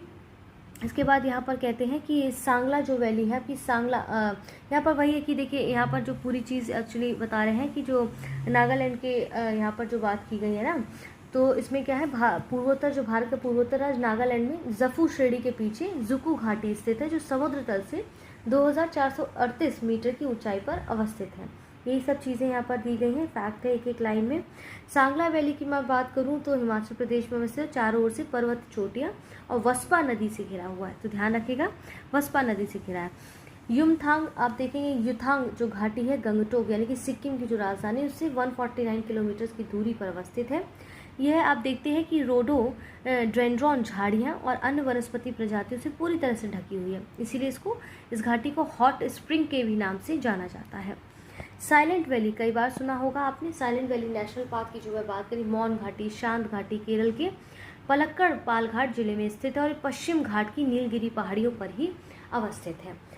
ठीक है, यहाँ पर आपके कुछ पासेस दिए गए हैं। दर्रे क्या होता है, दो पहाड़ियों के बीच का जो मार्ग है वो आपके दर्रे होता है, पहाड़ों के बीच का। ठीक है, आइए यहाँ पर देखिए कुछ दर्रों के शायद यहाँ पर आपको नाम दिए गए हैं, देख लेते हैं। यहाँ पर देखिए यहाँ पर उस चीज़ को शायद नहीं कवर किया गया है, उसमें हम देखते हैं स्नो लाइन्स एंड ग्लेशियर्स की बात कर रहे हैं, इसको हम देख लेते हैं क्या है।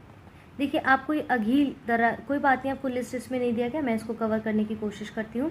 अघील दर्रा जो आपका है वो जो पासेस है वो काराकोरम में केटू के उत्तर में स्थित है और अघील दर्रा लद्दाख क्षेत्र में स्थित है। ठीक है, लद्दाख क्षेत्र में स्थित है।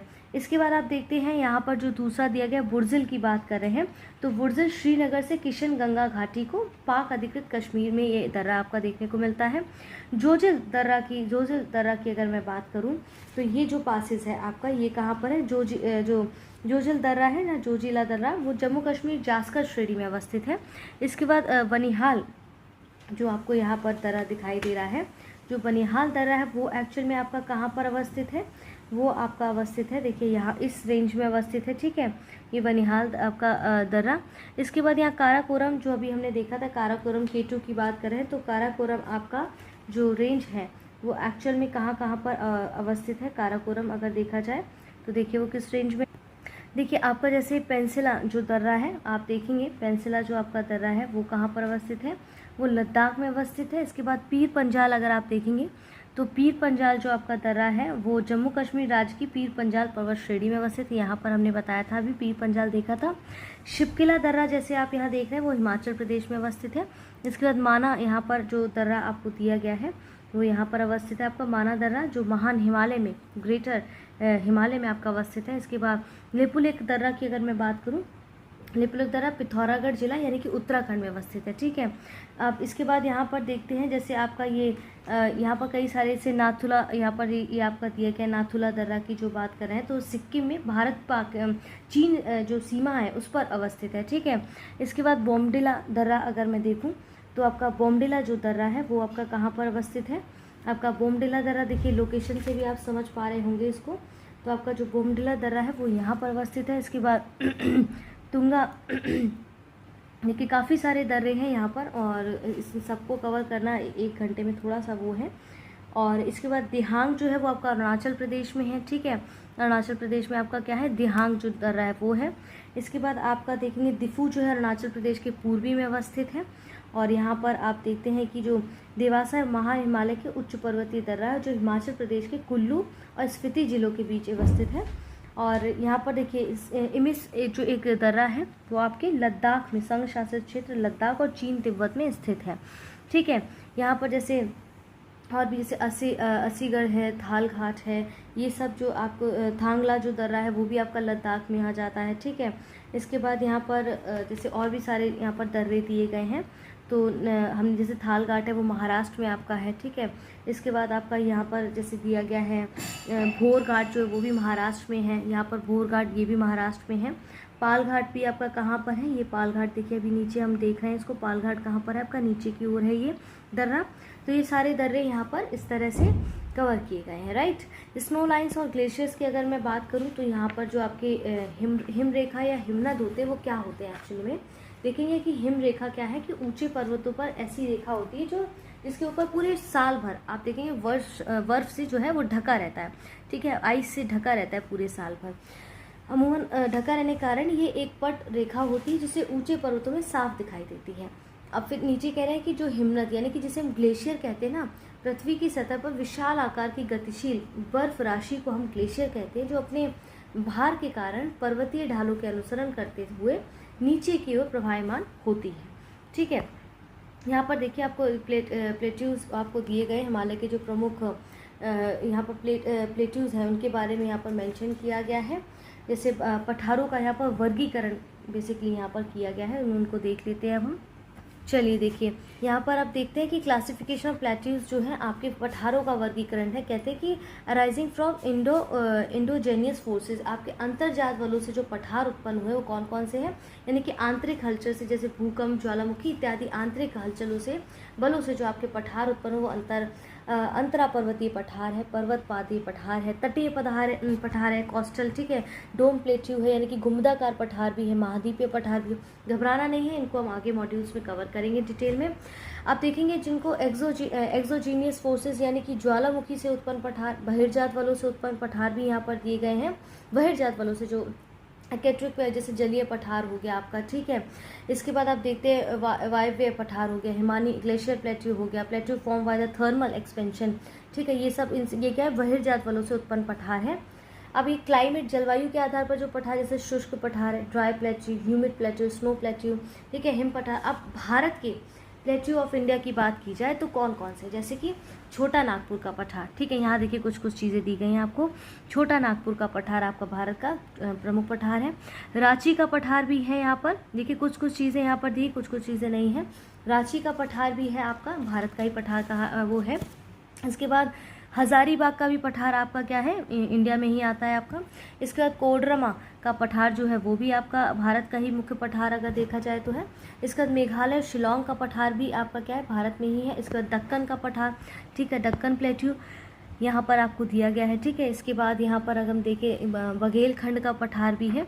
इसका बुंदेलखंड का प्लेट्यू है, मालवा का पठार है, कर्नाटक पठार है। इसका कारण्या पठार है आपका, ठीक है, दंडकारण्य आपका जो है पठार है। इसके बाद यहाँ पर तेलंगाना प्लेट्यू है, यहाँ पर शिलोंग प्लेट्यू है।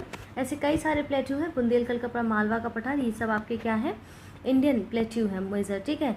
आप देखेंगे यहाँ पर अगर बात की जाए तो यहाँ पर अलग से देखिए क्या चीज़ है, जो प्रायद्वीपीय भारत है ना, उसकी चट्टानों की जो उत्पत्ति लगभग 3600 मिलियन वर्ष पूर्व मानी गई थी और कार्बोनिफेरस युग से पहले यह गोंडवाना लैंड का एक भाग है। हमने गोंडवाना लैंड और अंगारा लैंड को अच्छे से समझाया था, पृथ्वी के दो भागों में कैसे अलग अलग गुरुत्वाकर्षण बल के कारण ये अलग अलग हो गए थे, और ये आपका गोंडवाना लैंड था और ये अंगारा लैंड था। इसको बहुत अच्छे से मैंने पिछले मॉड्यूल्स में कवर किया है, पुराने मॉड्यूल्स में, तो उसमें बहुत डिटेलिंग में मैंने आपको प्लेट टेक्टोनिक की थ्योरी पूरी पढ़ाई थी। इसके बाद आप देखते हैं कि कार्बोनिफेरस युग है, उसके दौरान दामोदर हो गया, ठीक है, आपका सोन नदी हो गया, महानदी हो गया, गोदावरी बेसिन में कोयले का निर्माण हुआ है। जबकि क्रेटेशियस युग में आप देखेंगे ज्वालामुखी के उद्गार से दक्कन ट्रैप का निर्माण हुआ है। तो दक्कन ट्रैप का जो निर्माण है वो आपका किससे हुआ, ज्वालामुखी वॉल्केनो इरप्शन से हुआ है। तो दक्कन ट्रैप आपका कहाँ था, ये आपका दक्कन प्लेट्यू था, ठीक है। कंफ्यूज नहीं होना है, मैप को सामने रखिए। तो दक्कन प्लेट्यू क्या है आपका, दक्कन ट्रैप का निर्माण लगभग 146 मिलियन वर्ष, ये हिमालय से भी पुराना माना जाता है, ठीक है। प्रायद्वीपीय पठार में चौड़ी छिछली घाट या गोलाकार पहाड़ियाँ, इस पठार के दो मुख्य भाग होते हैं, मध्य उच्चभूमि और दक्कन का पठार। नर्मदा नदी के उत्तर में आप देखेंगे स्थित मालवा के पठार के अधिकतर भागों को मध्य उच्चभूमि के नाम से भी जाना जाता है। तो मध्य उच्चभूमि पश्चिम में चौड़ी और पूर्व में क्या होती है, थोड़ी सी संकीर्ण होती है। आप देखेंगे कि जो आपका दामोदर नदी है उसके द्वारा अपवाहित छोटा नागपुर पठार मध्य उच्चभूमि का ही भाग है, और ये पठार मुख्यतः झारखंड में छत्तीसगढ़ के उत्तरी भाग और पश्चिम बंगाल के पुरुलिया जिले में विस्तृत है। किसकी बात करें? छोटा नागपुर का पठार। यहाँ पर आपको देखिए छोटा नागपुर का पठार ये इस एरिया में जो मैंने बताया था वो फैला हुआ है। यहाँ पर वन लाइनर फैक्ट है, वहीं ऊपर जो चीज़ें मैप में दी गई इसको नीचे डिटेल में बताया गया है। दक्कन ट्रैप में काली मिट्टी कहते हैं भाई पाई जाती है, जिसका निर्माण बेसाल्ट लावा के अपक्षय और अपर्दन से हुआ है। ठीक है, यहाँ पर देखिए कॉन्टैक्ट डिटेल्स दिए गए हैं, अगर आप चाहें तो इन पर डिटेल जो दिए गए कॉन्टैक्ट कर सकते हैं। यहाँ पर ज्ञान सर का भी नंबर दिया गया, व्हाट्सएप कर सकते हैं उनको डायरेक्ट। हमारे एब्सोल्युटली फ्री है video. Study for civil services के चैनल को अभी तक सब्सक्राइब नहीं किया तो प्लीज़ उसे सब्सक्राइब कर लीजिए। हमारा फ्री टेलीग्राम ग्रुप भी ज्वाइन कर सकते हैं और देखिए यहाँ पर कांटेक्ट कर सकते हैं। अपने सब्जेक्ट से रिलेटेड, अपने एग्जाम से रिलेटेड कोई भी इन्फॉर्मेशन चाहिए तो आप यहाँ पर कॉल कर सकते हैं। यहाँ पर देखिए जैसे कहते हैं दक्कन का जो पठार है वो त्रिभुजाकार में है, जो नर्मदा नदी के दक्षिण में स्थित है और इसके उत्तर में चौड़े आधार पर सतपुड़ा की श्रेणी है, जबकि महादेव, कैमूर, मैकाल श्रेणी इसके पूर्वी विस्तार को प्रदर्शित करती है। तो दक्कन ट्रैप आपका ये था। ठीक है, ये याद रखिएगा, यहाँ पर मैप के साथ पढ़ते जाइए, कन्फ्यूजन नहीं होगा।